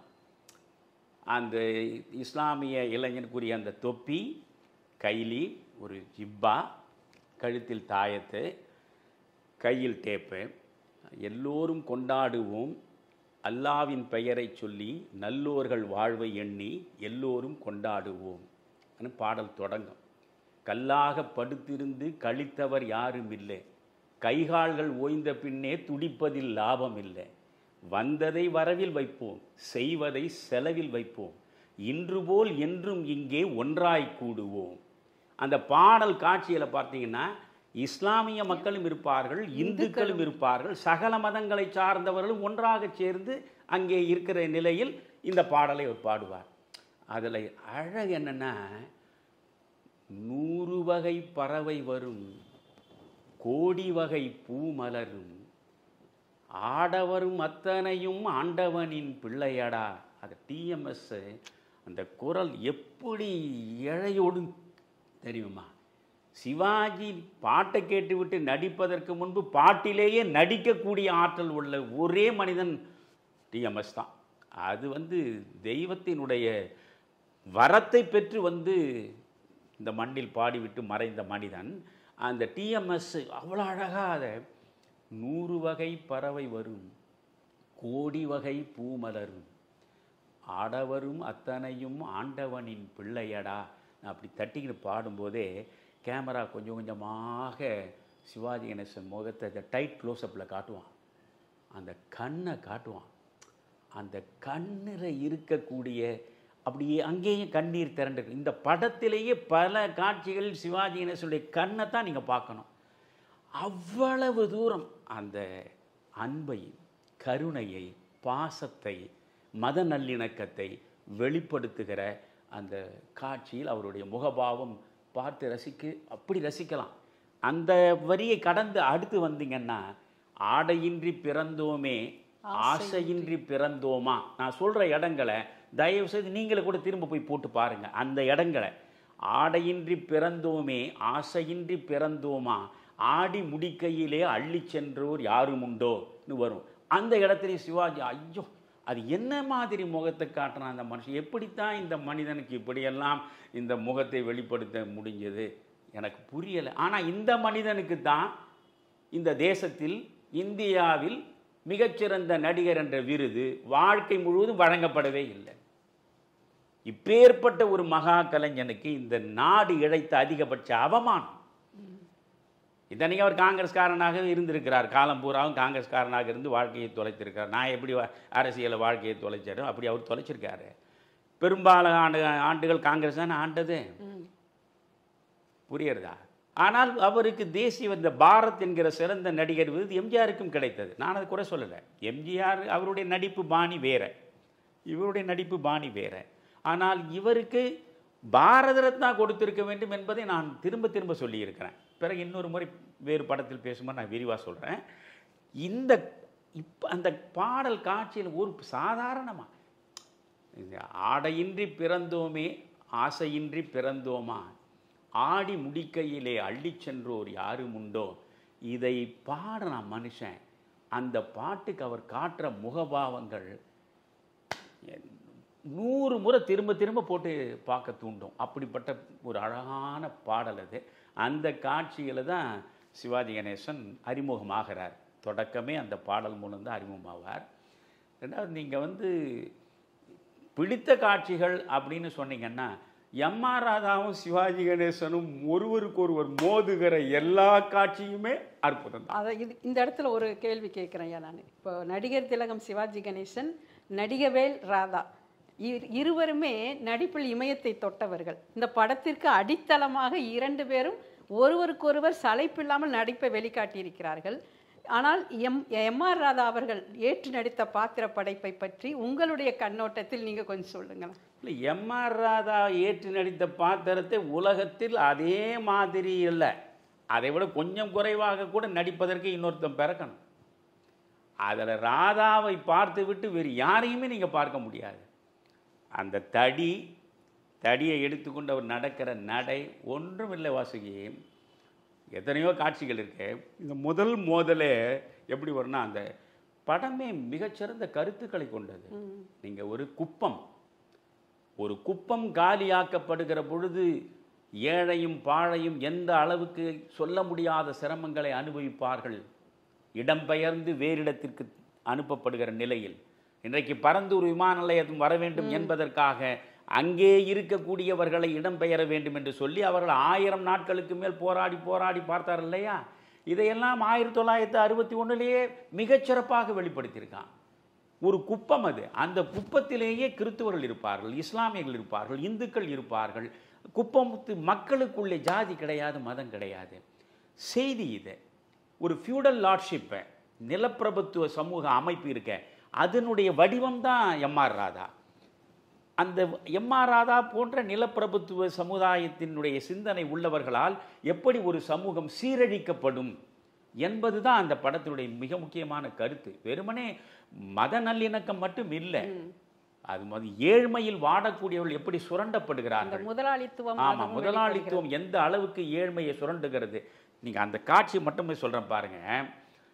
இவர் இந்த குப்பத்தை வித்துட்டார், ஒரு வெள்ளைக்காரனுக்கு வித்துடுறார். வித்துட்டு அவனை அழைச்சின்னு இந்த குப்பத்தை காட்டிட்டு வருவார். காட்டுற பொழுது இவருக்கு கைத்தடி பெருமாள்னு அற்புதமாக நடிச்சிருப்பார் ராமாராவ். கைத்தடின்னா அது மாதிரி கைத்தடியை பார்க்க முடியாது.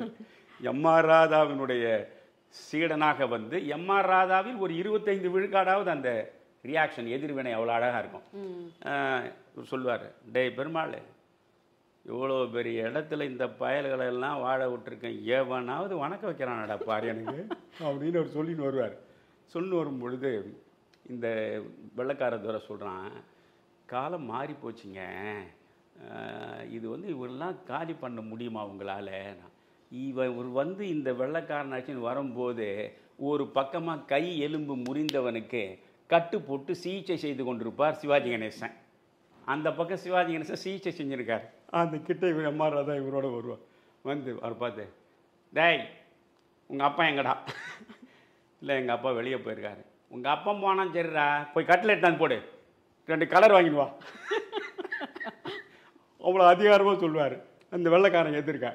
அவன் என்ன பண்ணார், எனக்கு வேலை இருக்கிறது சிவாஜி கணேசன் வேலை பார்ப்போம். உடனே வெள்ளைக்காரன் சொல்கிறான், காலம் மாறி போயிடுச்சு, அப்படியெல்லாம் இப்போ நீங்கள்லாம் இல்லை பண்ண முடியாது, எனக்கு இப்போ பெரிய சந்தேகம் வந்துருச்சு, இந்த குப்பத்தை உங்களால் காலி பண்ண முடியுமா? உடனே சொல்லுவார், இது பாருங்க, இந்த குப்பத்தை காலி பண்ண முடியாதுன்னு நினைக்கிறீங்களா? நீங்கள் அட்வான்ஸ் வாங்கிட்டனே அப்படின்ட்டு யோசிக்கிறீங்களா? இது என்ன கான்கிரீட் கட்டடமா? எல்லாம் குடிசைங்க, ஒரு தீக்குச்சியில் முடிச்சிடுவேன்பார். ஒரே ஒரு தீக்குச்சியில் மொத்த குப்பத்தையும் காலி பண்ணிவிடுவேன், அதெல்லாம் கவலைப்படாதீங்க, அக்ரிமெண்ட்டில் தேதி போட்டு கொடுக்குறேன் அப்படின்னு சொல்லிட்டு பிரச்சனையும் சிவாஜி பண்ணியிருக்காரு. மதியிலையே இந்த வெள்ளைக்காரன் எதிர்க்க தன்னுடைய இயலாமையை காட்டக்கூடாது, பெருமாள் இந்த துறையை காரியத்தை அனுப்பு அப்படின்னு அனுப்பிட்டு சிவாஜி பக்கம் திரும்புவார். ஏண்டா டேய், வேலை இருக்கா, பெரிய ஆஃபீஸர் மகன், பிளாட்பாரத்தில் தலைவலிக்கு தைலம் விற்கிற பசங்கள்லாம் எவ்வளவு திமிர்றா உனக்கு? எனக்கு காண்டபடியே அவர் அந்த குரல், அந்த பேசுகிற அந்த பாணி, அந்த தடியை வச்சுக்கின்னு தலையில் ஒரு தொப்பி, இது முண்டாசு மாதிரி ஒரு தொப்பி கட்டின்னு இருப்பார், கீழ்பாசு மாதிரி ஒரு வேட்டி போட்டு கண்ணாப்பண்ணு பேசுவார். பேசும்போது என்னடா இவ்வளோ பெரிய ஒன்றும் இல்லைடா, பிளாட்பாரத்தில் தலைவலிக்கு தைலம் விற்கிற உங்களுக்கெல்லாம் இவ்வளோ பெரிய இடத்த விட்டு வச்சம்பாருது, ஏன் தப்புடா? இது எவன் சொத்து? உன்னுடைய அப்பன் சொத்தா, உன்னுடைய பாட்டன் சொத்தா, உன்னுடைய முப்பாட்டன் சொத்தா அப்படின்னு. அப்படி சிவாஜி கணேசன் மேல பெரியவரே, ஆத்திரம் அறிவுக்கு சத்துரு, ஆத்திரம் அறிவுக்கு சத்துரு, நான் இதையே திருப்பி உங்களிடம் கேட்கிறேன், இது உங்களுடைய சொத்தா, உங்கள் தந்தையார் சொத்தா, உங்களுடைய பாட்டனார் சொத்தா, இல்லை உங்களுக்கு முப்பாட்டனார் சொத்தா? உடனே பக்கத்து இருக்கிற பெருமாள் கைத்தடிக்கல, இவனுக்கு பூர்வீகம் மொத்தம் தெரியும் போல இருக்கு. ஏன்னா இது கோயில் நிலம். இப்ப எத்தனை கோயில் நிலங்கள் ஆக்கிரமிப்புக்கு உள்ளாகி எவ்வளவு பேரிடம் பறிபோய் இருக்கிறது என்பதை நீங்க நம்ம பார்க்கிறோம். இதை அவர் அங்க அழகா வெளிப்படுத்துறார். இந்த கோயில் 40 ஏக்கர் கோயில் நிலத்தை மொத்தமாக இவர் விழுங்கிட்டார், தன்னுடைய சொத்தாக்கிட்டார். அதை அவன் சொல்லுவான், பூர்வீகம் உனக்கு தெரியும் போல இருக்க அப்படின்னு சொல்லுவான். அவன் என்னடா சொல்றது அப்படின்னு சொல்லிட்டு ரொம்ப கடுமையாக கண்ணா பின்னான்னு பேசுவார். பேசினா சிவாஜி சொல்ற, பாருங்க, இந்த மண் முழுவதையும் ஆளுகிற மனிதராக நீங்கள் இருந்தாலும் நீங்கள் இந்த மண்ணுக்குள் தான் போய் சேர வேண்டும். எவனடா மண்ணுக்குள்ளே போய் சேரணும்னு சொல்கிறேன். இந்த தடி எடுத்துன்னு அவனை போய் அடிக்க போவார், சிவாஜி அடிக்க போவார். அவர் தடியை தள்ளுவார். தடுக்கிற போது தொப்பி கீழே விழுந்துடும். அந்த நேரத்தில் நாகையா தான் பெரியவர், இஸ்லாமிய பெருமகன். அவர் அந்த இணக்கத்தை எப்படி காட்டினாங்க? முதல் காட்சியிலேயே நாகையாவோடு உற்ற நண்பர் சுப்பு சாஸ்திரி, அவர் ஐயர். அதுதான் கொத்தமங்கலம் சுப்பு கடைசியாக நடித்த படம். கொத்தமங்கலம் சுப்புன்னா பல பேருக்கு தெரியாது. தில்லானா மோகனாம்பாளை எழுதியவரே அவர் தான். ஆனந்த விகடனில் எஸ்.எஸ். வாசனுடைய ஜெமினி நிறுவனத்தில் இருந்து ஏராளமாக பங்களிப்பை வழங்கிய ஒரு மிகப்பெரிய கலைஞர். காந்தியின் மீது அவர் கொண்ட மிகப்பெரிய ஈடுபாட்டின் காரணமாக காந்தி கதையை அவர் தமிழ்நாடு முழுவதும் கொண்டு போய் சேர்த்த பெருமகன் அவர் நடித்த கடைசி படம் அது. அவர் அவரும் நாகையாவும் வருவாங்க. நாகையா சிவாஜி கணேசனை பார்த்து, என்ன பண்ணுற நீ, அவர் யாருன்னு தெரியுமா உனக்கு அப்படின்னு. அப்பா, நான் ஒன்றுமே செய்யலப்பா, இந்த மனிதன் தான் தேவையில்லாமல் என் கையை பிடிச்சி கலட்டா பண்ணுறாருப்பா அப்படின்னு. தாய் உன்னை இவர் எம்ஆர் பக்கத்தில் சுப்பு சாஸ்திரி, நீ ஒரு பெரிய மனுஷன் சொல்லிட்டு தானே உன்னை இங்கே வச்சுருக்கேன் நான். இதெல்லாம் இங்கே இந்த குப்பத்தை காலி பண்ணுறான்னு சொன்னால் இப்படிலாம் பண்ணுறானுங்கள், இதான் நியாயமா? நியாயம் சொல்லுன்னுவான். பிள்ளைவாள், இங்கே எதை சொல்வதாக இருந்தாலும் அண்ணன் இஸ்மாயில் அவர்கள் தான் சொல்ல வேண்டும். அவர்தான் எங்களுக்கு தெய்வம். அண்ணனா? டே, நீ ஐயரு, அவன் சாயபு, அந்த ஆளை போய் அண்ணன்றிய. நம்ம ஜாதி என்ன, நம்ம கோத்திரம் என்ன, ஆச்சாரம் என்னையா? உடன் சுப்பு சாஸ்திரியா இருக்க கொத்தவங்களுக்கு சொல்லுவார், இங்கே இந்த குப்பத்தில் நான் என்ன ஜாதி, அவர் என்ன ஜாதி, மற்றவர்கள் என்ன ஜாதி என்று பார்த்து பழகுவதற்கு நேரமே எங்களுக்கு இல்லை. நேரம் இல்லையா? இதை விட வேற எதுக்குடா உங்களுக்கு நேரம் இருக்கு அவன் சொல்லிட்டு அந்த இடம் ஒரு அழகான காட்சி அது. அதுக்கப்புறம் கடைசியாக நீ ஐயராக இருக்கிறவன், நீ தலைவனாலாக இருக்கணும், தொண்டனாகிரி எங்கே போய் அந்தால போய் தலைவனாக்கி வச்சுக்கிற அப்படின்னு பேசுவார். இல்லை எங்களுக்குள்ள அந்த பேதமெல்லாம் எதுவும் இது ஜாதி மதம் பார்க்கறதுக்கு எங்களுக்கு நேரம் இல்லை, அது எங்கள் வேலை இல்லைன்னு சொல்லும்போது சிவாஜி கணேசன் இடையில பூன்னு சொல்வார், எங்களுடைய வேலையெல்லாம் எல்லாருடைய வீடுகளிலும் அடுப்பு புகையிறதா என்பது, அனைவரும் பசியாற்ற முடிகிறதா, நோயில்லாமல் வாழக்கூடிய நிலை இருக்கிறதா என்று அவர்களுக்கு உதவுவது தான் எங்களுடைய வேலை. சிவாஜி சொன்னதும் சுப்பு சாஸ்திரி சொல்லுவோம், அது வேலை மட்டுமல்ல, அதுதான் எங்களுக்கு வேதமும் கூட. ஐயோ ஐயர, வேதத்தையே மாத்திரையா நீ? அந்த காட்சியில இந்த ஒரு காட்சியை பாருங்க. எம்.ஆர். ராதாவும் சிவாஜிக்கான மோதல் ஒரு காட்சி பார்க்குறீங்களா? இதுக்கு விட சிவாஜி கணேசன் தேவிகாவுக்குள்ள அந்த அன்பு பரிமாற்றம் வந்துடும். ஒரு நாள் சிவாஜி தேவிகா வீட்டுக்கு போயிருக்காரு. தேவிகாவுடைய தந்தை எஸ்.வி. சுப்பையா அவர் ரோமுக்கு போயிருக்கார், அவர் போப்பாண்டவரை தரிசிப்பதற்கு. இவருக்கு ஒரு வேலையாள் மட்டும்தான் இருக்கான். இவர் இந்த தேவிகாவை தன்னுடைய மகன் ஜெமினி கணேசனுக்கு திருமணம் பண்ணி வச்சுட்டா 10 லட்சம் 20 லட்சம் ஒன்றா சேர்ந்துரும்னு கணக்கு போட்டு வச்சுருக்கேன். இருந்தால் வீட்டுக்குள்ளே வரோம். வந்ததுமே ஐயோ, அதில் சிவாஜி சலாம் வைக்கிறதே ஒரு அழகு, அவ்வளோ அழகாக அந்த கண்களில் அந்த அப்படியே கருணை ததும்ப அந்த சலாம் அப்படின்னு உள்ள தடியத்துக்கு பெருமாளோடு வருவார். அப்போ சலாம் ஐயா. டேய், உனக்கு என்னடா இங்க வேலை? இரும்படிக்கிற இடத்துல ஈக்கி என்னடா வேலை?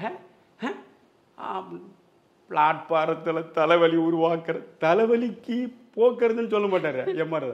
தலைவலியை உருவாக்குற தைலத்தை கொடுக்குற பையெல்லாம் பங்களாவுக்குள்ள வந்து நிற்கிறதா? மேரி, முதல்ல இவனை வெளியனுப்பு அப்படின்றார். வெளியனுப்பவும் இல்லை. சின்ன டே, சின்ன பொண்ணு அது, நீ ஆள் இல்லாத நேரத்தில் அந்த சின்ன பொண்ணுக்கிட்ட வரலாமாடா? உனக்கு யோக்கியதை என்னடா உனக்கு அப்படின்னு ரொம்ப மோசமாக தாக்குதலாக பேசுவார். உடனே இவர் சொல்லுவார், ஜெயிகா சொல்லுவாங்க, இதை பாருங்கள், நீங்கள் பேசுகிறதுலாம் நல்லா இல்லைன்னு. சும்மா இருமேரி, எனக்கு வந்து இதுக்கு முன்காட்சி தான் இவனுக்கு படத்திறப்புழா வச்சுருப்பான். என்னை கூப்பிட்டு அந்த மேடையில் ஒரு ஆரணா மாலை போட்டு தலைவனு தொண்டனுக்கு போடுற ஆரணா மாலை தலைவனுக்கு போட்டு என்னை அவமானப்படுத்தினான். உன் அப்பன் படத்தை சூறையாடினா, அவனை பற்றி நீ பேசுகிற, முதல்ல அவனை வெளியே அனுப்பு. அவர் வெளியே போக மாட்டார். அவர் வெளியே போக மாட்டார்னு உடனே சிவாஜி ஒரு மெல்ல சிரிப்பார். என்னடா சிரிக்கிற? அதை நையாண்டி பண்ணி எம்ஆர் ராதா அவர் திருப்பி சிரிச்சு, நான் என்ன சொன்னேன் இதெல்லாம் நீங்கள் பார்த்தா தான் தெரியும், என்னடா சிரிக்கிற அப்படி இவர் சிரிப்பார். சிரிச்சுட்டு சரி கண்ணா பண்ணான்னு இவர் பேசுவோம். எல்லை மீறி தப்பான வார்த்தையாக எம்ஆர் ராதா பேசுகிறார். அவரை பார்த்து பேசும்போது உடனே சொல்லுவார், ஐயா பெரியவரே, ரொம்ப அழகான காட்சி அது. பெரியவரே, 6 அடி உயரமுள்ள மனிதனுக்கு 6 அங்குலம் நாக்கு இருக்கிறது என்பது எதற்காக என்று நினைந்து பார்த்து நாம் வார்த்தைகளை பயன்படுத்தி பேச வேண்டும் என்று எங்களுடைய மார்க்கத்தில் சொல்லப்பட்டிருக்கிறது. உங்கள் மார்க்கத்தில் தான் சொல்லப்பட்டிருக்குதா? எங்கள் வேதத்தில் உள்ள சொல்லியிருக்குது, தீயாரை காண்பதும் தீது, தீயாரை பார்க்காத, தீயது கேட்காத, எங்கள் வேதத்தில் தான் சொல்லியிருக்கு, திருக்குறளில் சொல்லியிருக்கடா. பெரியவரே, அது திருக்குறளில் இல்லை, நன்னெறியில் சொல்லப்பட்டிருக்கிறது சிவாஜி சொல்வார். நன்னெறியோ குள்ள நெறியோ சொல்லி இருக்கா இல்லையா? நான் சொன்னது புத்தகத்தில் இருக்கா இல்லையா அப்படின்வாரு. அதுக்கப்புறமா அவனை வெளியே அனுப்புனேன். இல்லை நான் அவர் உங்களுக்கு அவரை வெளியே போன்னு சொல்கிறது உங்களுக்கு அதிகாரம் கிடையாதுன்னு தேவிகா சொல்லுவாங்க. சரி, உன் அதிகாரத்தை பயன்படுத்தி அவனை வெளியே அனுப்பு. அவன் வெளியே போய் ஆகணும். இல்லை, அவர் போக மாட்டார். உடனே டேய் இன்னும் ஒருத்தர் கூப்பிடுவா, நான் அடியாளெல்லாம் கூப்பிடுறியா? எங்கள் அப்பா எங்கே போயிருக்காருன்னு சொல்லிடணும். அப்போ வந்து ரோம்லேருந்து வந்துட்டார் அவர் சர்ச்சுக்கு போயிருக்கார், அதை அங்கே சொல்லு அப்படின்வான். சரின்னு புறட்டுருவான். உண்மையாக வாசுகி அந்த சர்ச்சுக்கு போய் கார்லேருந்து இறங்கி இவர் மேலே அந்த கோயில் படிக்கட்டு, ரொம்ப நிறைய படிக்கட்டு இருக்குது. சர்ச் எங்கே எடுத்துருக்கான்னு தெரியலை. அவர் மாதாவுக்கு முன்னால் மண்டிக்கிட்டு எஸ் சுப்பையா பிரார்த்தனை செய்திருப்பார். இவர் இந்த தடியை பிடிச்சிக்கின்னு ஒரு வயதானவன் படியேற முடியாமல், நேராக கால் இருக்காது, 2 கால் இப்படி சைடாக திருப்பிக்கின்னு இப்படி மெல்லன்னு, இந்த வயசில் ஆண்டவன் என்ன இத்தனை படியேற வச்சுட்டான் அப்படின்னு சொல்லிக்கின்னு ஜேம்ஸுன்னு ஒரு குரலை கூட்டு போவார். இது போய் பார்த்து அவனாண்ட வந்து நேராக கூப்பிட்டு வருவார். அந்த காட்சி முழுவதுமே நீங்கள் பார்க்கணும். சிவாஜியோட மோதல் நடக்கிற காட்சி தேவிகா வீட்டில், அங்கேருந்து உடனே வந்து இந்த சர்ச்சுக்கு வந்து ஜேம்ஸை கூப்பிட்டு ஒரு முக்கியமான விஷயம் நம்ம வீட்டுக்கு வாணி அழைச்சின்னு போவார். ஐயா அநியாயமாக இருக்கும் அந்த இடத்துல எம்ஆர் ராதா நடிப்பு. அழைச்சின்னு போய் அவரை உட்கார வச்சுட்டு, எம்பி ராஜம்மா அன்னைக்கு கிருஷ்ண ஜெயந்தி சீடையெல்லாம் செஞ்சு அந்த அம்மா கொண்டு வரோம், என்ன இன்னைக்கு அப்படின்னு இவர் கேட்பார். இன்னைக்கு கிருஷ்ண ஜெயந்தி. அப்படியா? என் ஞான பண்டிதன், எங்கள் அப்பன் முருகன், மாமன் கிருஷ்ணன் பிறந்தனா ஒரு வழியில் சொல்ல மாட்டார். இதில் வசனங்களை கூர்ந்து கவனிக்கும் போது சிரிப்பு. இதெல்லாம் வந்து எந்த வசன கர்த்தாவும் எழுதி கொடுத்துருக்க மாட்டான். இந்த அவராக சொல்கிறதான் சிவாஜி ஒரு இடத்துல பதிவு செஞ்சுருக்காரு. எதிர்பாராத வசனத்தை திடீர்னு ராதா அண்ணன் சொல்லிடுவார். அந்த மாதிரி நேரத்தில் நம்ம எப்படி எதிர்வினை ஆட்டுறதுன்னே திக்குமுக்காடி போயிடுவோம். அது மாதிரி பல நேரங்களில் பிரச்சனை கொடுப்பாருன்னு. யாருக்கும் கட்டுப்பட மாட்டார் அவர்.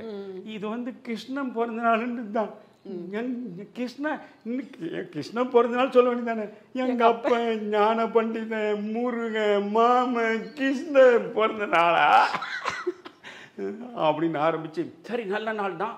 அவன் அவரை பார்த்து நான் வந்து எவனும் என்னென்னமோ பண்ணுறான்றான், ஒரே மதத்தில் இருக்கிறான், ஒரே மதத்தை வந்து ஜாதி விட்டு ஜாதி கல்யாணம் பண்ணிக்கிறான், அது பெரிய புரட்சின்றான், அதுக்கு மேடையை போடுறான், அதுக்கு ஆஹா ஓஹோன்னெலாம் பேசுகிறான். நான் அப்படி இல்லை, நான் பெரிய புரட்சி பண்ண போகிறேன், நான் பண்ண போகிற புரட்சியை எவனும் நினச்சி பார்க்க முடியாது. என்ன அப்படி புரட்சி பண்ண போறீங்க சொல்லுங்களேன். இந்த 2 பேரும் கேட்பாங்க. அதெல்லாம் பெரிய புரட்சி. ஏதோ ஆளவன் தான் இருந்தான், லட்ச லட்சமாக சேர்த்தான், வீடுங்களா கட்டினான், கட்டின பிறகு ஒரு நாள் சேர்த்து போட்டான். சொல்லும் போது எம்வி ராஜம்மா பதறிப்பேன், என்னங்க நீங்க சாவை பற்றி சொல்றீங்க, செத்து போடான்னு சொன்னீங்க பதறுவாங்க. என்ன நானா சாவேன், ஊரில் இருக்கிற மாத்திர பெரிய சாவடிச்சுட்டு தானே நானே சாவேன், அதெல்லாம் நீ பயப்படாத அப்படின்னு சொல்லிட்டு, நான் பண்ண போகிறது பெரிய புரட்சி, அந்த புரட்சி தான் என்னன்னு சொல்லுங்களேன் ஆளவந்தார் அப்படின்னு ஏசு சுப்பியா கேட்பாரு. பாருங்க, முதல்ல மதத்துக்கு கனெக்ஷன் கொடுக்க போகிறேன், மதத்துக்கு மதம் கனெக்ஷன் கொடுக்க போகிறேன் நான் அப்படின்னு சொல்லிட்டு, அப்புறம் அப்படியே பேசி வந்து உன் பொண்ணு மேரிக்கும் என் பையன் ராமுக்கும் கல்யாணம் கல்யாணம் கல்யாணம்னு ஒரு வெவ்வேறு குரலில் பேசுவார். அதை அவங்க 2 பேருக்கும் அவங்க எதிர்பார்க்காங்க. அது கதை வந்து உள்ளுக்குள்ளே போனால் தான் அந்த அர்த்தம் தெரியும் உங்களுக்கு. இதைத்தான் உடனே ஒரு சுபையா சொல்வார், ஒரு தூய உள்ளம் நீண்டகாலம் நடத்திய பிரார்த்தனையின் வெளிப்பாடாக ஆளவந்தார், இன்றைக்கு உங்கள் மூலமாக இதை கேட்கிறேன், நான் உண்மையில் மகிழ்ச்சி அடைகிறேன் அப்படின்னு இவர் சொல்வார். உடனே அந்த அம்மா வந்து சீடையை கொடுப்பாங்க. சீடையை வாங்கி, ஜேம்ஸு நீ நானும் சம்மந்தி ஆகிட்டோம், என்ன இப்போ சீடையை சாப்பிடல, இந்தா உன் வாயில் நான் போடுறேன், என் வாயில் நீ போட்டு பார்க்க. அவருடைய சோபா மேலே போய் பக்கத்தில் உட்காந்துக்கின்னு கொஞ்சரா மாதிரி, உன் வாயில் நான் போடுறேன், என் வாயில் நீ போட்டு பார்க்கல. அது சுப்பையா அந்த இடத்துல ரொம்ப கூச்சப்பட்டுக்கிட்டு, இது ரொம்ப நல்லா இருக்கும் அந்த சீனை. அது அந்த காட்சி தொடர்ச்சியாக பார்த்தீங்கன்னா ரொம்ப அற்புதமாக இருக்கும். இது மோதல்கள் வந்து தொடர்ந்து நீங்கள் அந்த படத்தில் சிவாஜியும் எம்.ஆர். ராதாவும் சந்திக்கிற இடங்கள், நடக்கிற மோதல் காட்சிகள் எல்லாமே ரொம்ப ரொம்ப ரொம்ப அற்புதமாக இருக்கும். எல்லா இடத்துலையும் எம்.ஆர். ராதா தான். நீங்கள் கேட்டீங்க இல்லையா, எம்.ஆர். ராதாவா சிவாஜியான்னு, அங்கே சிவாஜியை எம்.ஆர். ராதா சாப்பிட்ருவார். நீங்கள் வந்து அதாவது ஓவர் ஆக்டிங் அப்படின்னு சொல்கிறோம், எப்போவுமே ராதா ஓவர் ஆக்டிங் தான் அவரது. இயல்பாக அவர் நடிக்கவே மாட்டார், மிகை நடிப்பு தான் ராதாவுக்கானதே. ஆனால் ராதாவினுடைய அந்த மிகை நடிப்பைத்தான் ஒட்டுமொத்த தமிழனும் திரும்ப திரும்ப ரசித்தான். அதுலேயும் இந்த படத்தில் அவருடைய மிகை நடிப்பு உச்சம், முதல்ல இருந்து கடைசி வரைக்கும் நீங்கள் பார்த்தீங்கன்னா அந்த மாதிரியான எம்.ஆர். ராதா சிவாஜி கணேசன் வரக்கூடிய இடங்களிலெல்லாம் சிவாஜியை விஞ்சக்கூடிய அளவுக்கு எம்.ஆர். ராதாவுடைய பாத்திர படைப்பும் அவர் காட்டுகிற நடிப்பும் அவ்வளவு உன்னதமாக இருக்கும். அதை வேறு எந்த ஒரு மனிதனும் அப்படி நடிப்பதற்கான வாய்ப்பே கிடையாது. அதனால் சிவாஜி மாபெரும் கலைஞர், அவருக்கு ஈடு இணையே கிடையாது. அதில் ஒரு காட்சி மட்டும் சொல்கிறேன், என்னை ரொம்ப நெகிழச் செய்த காட்சி. அந்த எம்.வி. ராஜம்மா தன்னுடைய மூத்த மகனை இழந்துட்டது, அது கதையை பார்த்தா தான் தெரியும். மூத்த மகனை இழந்ததுனால அந்த அவனுடைய பிறந்த நாள் அன்னைக்கு ஒரு பரிசு பொருளை கொண்டு வந்து ஜேம்ஸுடைய மகள் தேவிகா, அது மேரி, அவனை வந்து கொடுப்பாங்க. இன்றைக்கி என்னுடைய மகனுடைய காணாமல் போன என்னுடைய மகனுடைய பிறந்த நாள் அப்படின்னு சொல்லி கொடுத்துட்டு கண்ணீர் விட்டு அழுவாங்க. அப்போ சுப்பையா சொல்வார், அம்மா 2 மகனில் ஒரு மகனை நீங்கள் இழந்தாலும் ஒரு மகன் உங்களுக்கு கர்த்தரருளால் இருக்காங்க, நீங்கள் அதோடு நீங்கள் நிறைவடையணும். வாழ்க்கையில் எந்த வாலிபனை பார்த்தாலும் அந்த வாலிபனை உங்கள் மகனாக பாருங்கள், ஒவ்வொரு வாலிபனும் உங்களுக்கு ராமு தான் அப்படின்னு அவர் சொல்லுவார். ஆமாம் அப்படித்தான் சொல்லிட்டு கீழே எனக்கு நீ கோயிலுக்கு போகிறோன்னு சொன்னீங்களே பொறுப்பில்லையான்னு அவர் கேட்பார். இதோ புறப்பட்டாண்ணா அப்படின்னு இறங்கும். படிக்கட்டில் எம்வி ராஜம்மா நடிப்பு படிக்கட்டில் அப்படி இறங்குவாங்க. அப்போது இவரை பார்க்கறதுக்கு சுபையாவை பார்க்கறதுக்காக சிவாஜி கணேசன் உள்ளே நுழைவார். அந்த உள்ளே நுழையும் போதே அந்த அம்மா படிக்கட்டிலேருந்து இறங்குறாங்க. இவர் பார்த்து அம்மா அப்படின்வார். அந்த அம்மான்னு சொல்கிறதே அவ்வளோ அம்மா அப்படின்னு சொன்னதும் அந்த அம்மா திரும்ப திரும்ப இப்போ தான் அந்த அம்மா பறி கொடுத்தவனை பற்றி நினச்சிக்கினே இறங்குறாங்க. அம்மா அம்மா அப்படின்னு ஒரு சொல்ல சொல்ல மகனே மகனேன்னு வந்து மயங்கி கீழே விழுந்துருவாங்க. அந்த காட்சியை நெஞ்ச உருக்கிடும். அப்புறம் இவர் எழுப்பி என்னம்மானோடனே இல்லை அவர் சுப்பையா வந்து சொல்லுவார், இந்த மாதிரி மகனை இழந்துட்டாங்க. இப்படி ஒரு நல்ல குணங்களை பெற்ற நீ உன்னை பெற்ற தாய் புண்ணியவதி அப்படின்னு இந்த சொல்லுவாங்க. அந்த பெற்ற தாயை பார்க்கும் புண்ணியம் எனக்கு இல்லை அம்மா அப்படின்னு சிவாஜி கணேசன் சொல்லுவார். நீயோ தாயை பறி கொடுத்தவன், நானோ மகனை பறி கொடுத்தவன் ரஹீம் அப்படி அந்த இடத்துல அந்த கண்ணு தான். மீண்டும் நான் சொல்கிற இடமெல்லாம் நீங்கள் கண்ணை பாருங்கள். சிவாஜியினுடைய கண்கள் அப்படியே கலங்கி அந்த அம்மாவை பார்க்குற அந்த காட்சி இருக்க ரொம்ப நெகிழ்ச்சியான காட்சி. இப்படி சொல்லிக்கினே போகலாம். அந்த படத்தில் வந்து நீங்கள் பாடல்கள் ஒரு பக்கம், அதற்கு இசை. நான் இறுதியாக சொல்ல விரும்புகிறது வாசுகி, எனக்கு இன்னும் நிறைய காட்சிகளை எனக்கு ஏராளமாக சொல்ல முடியும். இந்த குப்பத்தை காலி பண்ணுவான் சிவாஜி கணேசன் மேலே பொய்யான ஒரு வழக்கு, அது எம்ஆர் ராதா சூழ்ச்சியில் பண்ணுவான். அந்த காட்சியெல்லாம் ரொம்ப ரொம்ப அற்புதமாக இருக்கும். எம்ஆர் ராதாக்கும் சிவாஜிக்கும் இடையில் நடக்கிறது. அந்த துப்பாக்கியில் சுட சிவாஜியை எம்ஆர் ராதா முயல்வார். அந்த கீழே இருக்கிற அந்த கார்பெட்டை அப்படியே இழுத்து விட்டதும் குப்புற விழுந்துருவார் எம்ஆர் ராதா. அவருடைய துப்பாக்கி இவர் எடுத்து அவர் சுடுற மாதிரி பேசுவார். ஆனால் உன்னை சுடுவது என் நோக்கம் இல்லை அப்படின்னு சொல்லுவார். அந்த நேரத்தில் ஜெமினி கணேசன் வந்து அவர் கைது செஞ்சிருவார். இவர் சிறையில் இருப்பார். இந்த சிறையில் இருக்கிற போது இந்த குப்பம் காலியாகும். நான் உண்மையாக சொல்கிறேன், அந்த ராமமூர்த்தியுடைய வயலின் இருக்குது பாருங்கள். இவரை வந்து எம்வி ராஜம்மா எம்ஆர் ராதா வீட்டில் ஜெமினி கணேசன் கைது செய்கிறார். கையில் விலங்கு பூட்டி அந்த வீட்டில் இருந்து இறங்குற காட்சியிலேருந்து மியூசிக் தொடங்கும். தயவு செய்து இப்பொழுது அவர் அந்த மாதிரி இசையமைச்சிருக்கார், இவர் இந்த மாதிரி இசையமைச்சிருக்கார், இப்படியெல்லாம் இசையமைப்பாங்களான்னு கோடி கோடியாக வாங்கி கொண்டு இசையமைப்பவர்களை பற்றி பேசிக்கிட்டு இருக்கோமே.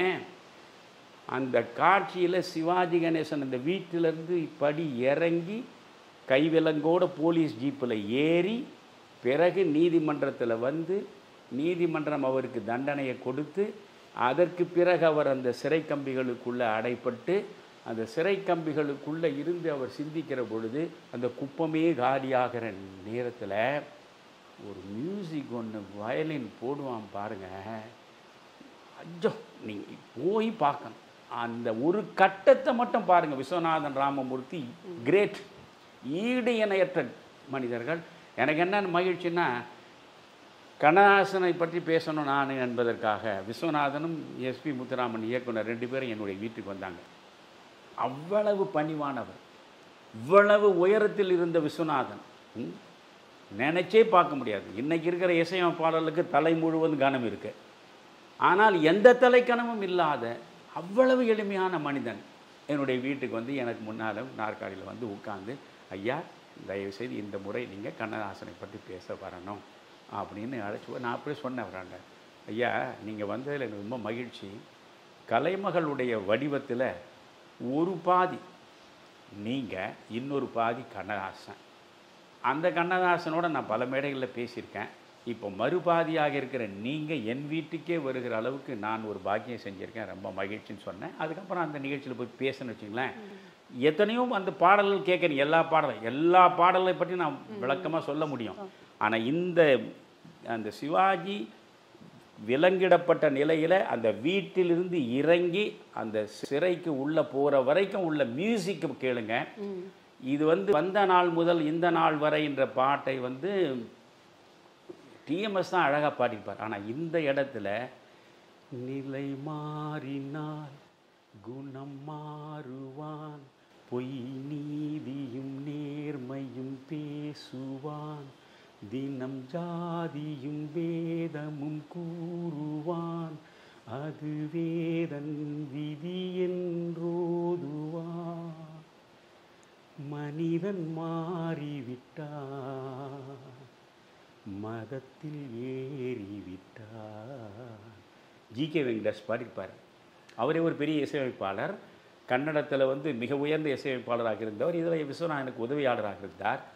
எனக்கு விஸ்வநாதன் அந்த இடத்துல ஜி.கே. வெங்கடேஷ் அந்த மென்மையான குரலில் இன்பமும் காதலும் இயற்கையின் நீதி, ஏற்ற தாழ்வுகள் மனிதரின் ஜாதி, பாரில் இயற்கை படைத்ததை எல்லாம் பாவி மனிதன் பிரித்து வைத்தானே. இவ்வளவு கண்ணே கலங்கிடும். அந்த இடத்த சிவாஜி மிகை நடிப்புன்னு சொல்கிறானுங்களே, சிவாஜியாண்ட மிகை நடிப்பே கிடையாது. அந்த படம் பூரா நீங்கள் பார்த்தீங்கன்னா அப்படி ஒரு நடிப்பை சிவாஜி கணேசன் அள்ளி அள்ளி கொடுத்துருப்பார். அதில் லெஜெண்ட்ஸ் நான் என்ன சொல்கிறேன், நிறைவாக சொல்கிறேன், சிவாஜி, எம்.ஆர். ராதா, நாகையா, பாலையா, எஸ்.வி. சுப்பையா, சாவித்ரி, ஜெமினி கணேசன், தேவிகா, எப்பேற்பட்ட லெஜெண்டுகள் அத்தனை பேரும் அந்த ஒரு படத்தில் தான் இருக்காங்க. படத்தினுடைய மொத்த தயாரிப்பு செலவே 10.5 லட்சம் ரூபாய் தான். அன்னைக்கு 10.5 லட்சம் ரூபாய் செலவழிக்கப்பட்டதுன்னா இன்னைக்கு கணக்கு போட்டால் ஒரு 40 கோடின்னு வச்சுங்க. ஆனாலும் ஒரு 40 கோடிக்குள்ள எப்பேற்பட்ட மிகப்பெரிய நடிகர். இன்னைக்கு ஒரே ஒரு நடிகரே 100 கோடி 150 கோடி 200 கோடின்னு வாங்குற நிலையில் நம்ம பார்க்குறோமே. எல்லாருமே லெஜெண்ட்ஸ், எல்லாருமே நடிப்பின் சிகரத்தில் நின்றவர்கள். அத்தனை பேரையும் வைத்து அந்த கதையை காட்சியாக அவர் நகர்த்தி கொண்டே போகிற அந்த திறத்தை, அந்த இயக்குனருடைய நேர்த்தியை, அந்த படத்தை, அந்த படம் சொல்லும் செய்தியை நீங்கள் யோசிக்கணும். அது மிக முக்கியமான மத நல்லிணக்கத்தை பேசுவது ஒன்று, சாதி சமயம் சாதியை கூட சாதிகளை மீறி சகோதரத்துவம் மனிதர்களுக்குள்ளே இருக்க வேண்டும் என்பதை வலியுறுத்துகிற வசனங்கள் படம் முழுவதும் இருக்கும். எனவே ஒரு மிகச்சிறந்த, அதாவது இன்றைக்கு மத ரீதியாக இரத்த ஆறு ஓடுகிற இன்றைய சூழலில் நிச்சயமாக மதத்தை வைத்துக்கொண்டு எத்தனை விதமாக மனிதர்களுக்குள்ளே வேற்றுமைகள் உருவாக்கப்படுகின்றன என்பதை நம் கண் முன்னாலே பார்க்கிறோம். எல்லா காலங்களையும் விட இந்த காலத்தில் இப்பொழுது உள்ள இளைஞர்கள் பாவ மன்னிப்பை பார்ப்பது மிக மிக முக்கியமானது என்பது என் கருத்து. அதான் நீங்கள் சொன்னது போல இந்த படத்தில் இடம்பெற்ற பாடல், அது உருவாக்கப்பட்ட காட்சிகள், இவை எல்லாமே இன்றைக்கு வரைக்கும் பார்த்து ரசிக்கக்கூடியதாக இருக்கிறது. இந்த பாடல்கள் எல்லாருமே இன்றைக்கும் இளைஞர்கள் கூட கேட்டு மகிழும் வண்ணம் தான் இருக்கிறது. அதில் குறிப்பிட்டு சொல்லணும்னா இந்த பால் இருக்கும் பழம் இருக்கும் அந்த பாடல், சாவித்திரி பாடுகின்ற அத்தான் என்னத்தான், அதாவது ஒரு இது சொல்ல மறந்துட்டேன், அத்தான் என்னத்தான் இந்த பாட்டை நீ யோசிச்சு பாருங்க.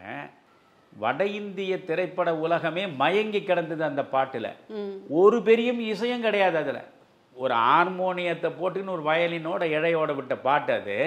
நீங்க இன்னைக்கு மும்பை, அப்பொழுது பம்பாய், அந்த பம்பாயில் ஆரோரா என்கிற திரையரங்கில் லதா மங்கேஷ்கர் தன்னுடைய சகோதரியரோடு போய் அந்த படத்தை பார்க்கிறார். அவருக்கு தமிழே தெரியாது. தமிழே தெரியாமல் அந்த படத்தை பார்த்து விம்மி விம்மி அழுதிருக்கிறார் லதா மங்கேஷ்கர். சிவாஜி கணேசனுடைய அந்த கண்ணியமான தோற்றம், அவருடைய முகபாவங்கள், அவருடைய நடிப்பு எல்லாவற்றிலும் கரைந்து போன லதா மங்கேஷ்கர். லதா மங்கேஷ்கருடைய இசையில் உலகமே கரைந்து மயங்கி கிடக்கிறது. அந்த பெண்மணி சிவாஜி கணேசன் சந்திப்பதற்காக சென்னைக்கு வந்து சிவாஜி கணேசன் வீட்டிற்குள்ளே போய் நீதான் வாழ்நாள் முழுவதும் எனக்கு சகோதரன் என்று சொல்லி ராக்கி கட்டினாங்க. அதற்கு பிறகு ஏவிஎம்மிடம் அந்த அம்மாவே வேண்டுகோள் வைத்து இந்த அத்தான் என்னத்தான் பாட்டு உள்ள பகுதியை நீங்கள் திரும்ப திரும்ப நான் கேட்கணும், அதனால் 16 mm 16 mm அந்த ஃபில்மை சுருக்கி எனக்கு நீங்கள் கொடுத்து உதவணும்னு கேட்டு ஏவிஎம் அதை அங்கிருந்து அனுப்பி அதை திரும்ப திரும்ப கேட்டு ரசித்தார்கள். யாரு? லதா மங்கேஷ்கர். அப்படிப்பட்ட பாடல் அது. அது என்ன பாட்டா அது, அதெல்லாம் சொல்ல நேரம் இல்லை. அது குறிப்பாக அது வந்து நீங்கள் பாடினீங்களே இப்போ, அந்த வந்த நாள் முதல் இந்த நாள் வரை இந்த பாவ மன்னிப்பு திரைப்படத்தை வந்து நான் சமீபத்தில் பார்த்து ரசித்திருக்கேன். திரையில் பார்த்து நான் ரசித்ததை விட நீங்கள் ஒவ்வொரு காட்சியாக விவரித்து விவரித்து சொல்லும் பொழுது அந்த நகைச்சுவை உணர்வோடு எங்கள் நிறையவே சிரிக்க வச்சுருக்கீங்க. மோனா மாதிரி எப்படி எம்.ஆர். ராதாவுடைய கேரக்டரையும் சிவாஜியோடைய அந்த காட்சிகளும் வரும்போது அவங்களாகவே மாறி அந்த வசனங்களாகட்டும் அந்த காட்சி அமைப்பாகட்டும் நீங்கள் சொல்கிற விதம் ரொம்ப ரொம்ப ரசிக்கும்படியாக இருந்தது ஐயா. பொதுவாகவே அன்றைய திரைப்படங்கள் ஏதோ பொழுதுபோக்குக்காக மட்டும் எடுக்கப்படவில்லை. சமூகம், வாழ்வியல், தனி மனித ஒழுக்கம் சார்ந்த கருத்துக்களை மையமாக கொண்டுதான் எடுக்கப்பட்டது.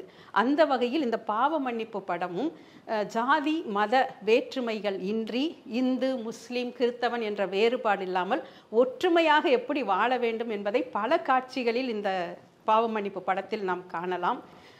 இது போன்ற மீண்டும் வேறு ஒரு நல்ல பழைய படத்துடன் உங்களை சந்திக்கிறோம். நன்றி ஐயா. மிக்க மகிழ்ச்சி வாசகி. விறுவிறுப்பான அரசியல் நிகழ்வுகளை பற்றிய ஆய்வுகள், நியாயங்களின் நிறம் மாறாத கூர்மையான விமர்சனங்கள், தீமைகளை சுட்டெரிக்கவும் நல்ல அரசியலை வளர்த்தெடுக்கவும் அறிவார்ந்த விவாதங்கள், இளைய தலைமுறையிடம் விழிப்புணர்வை ஊட்டும் விரிவான வரலாற்று விளக்கங்கள், கலை, இலக்கியம், ஆன்மீகம், பண்பாடுகளை படம் பிடித்து காட்டும் கருத்தோவியங்கள் வாரந்தோறும் உங்கள் தமிழருவி தர்பாரில் அணிவகுக்கும்.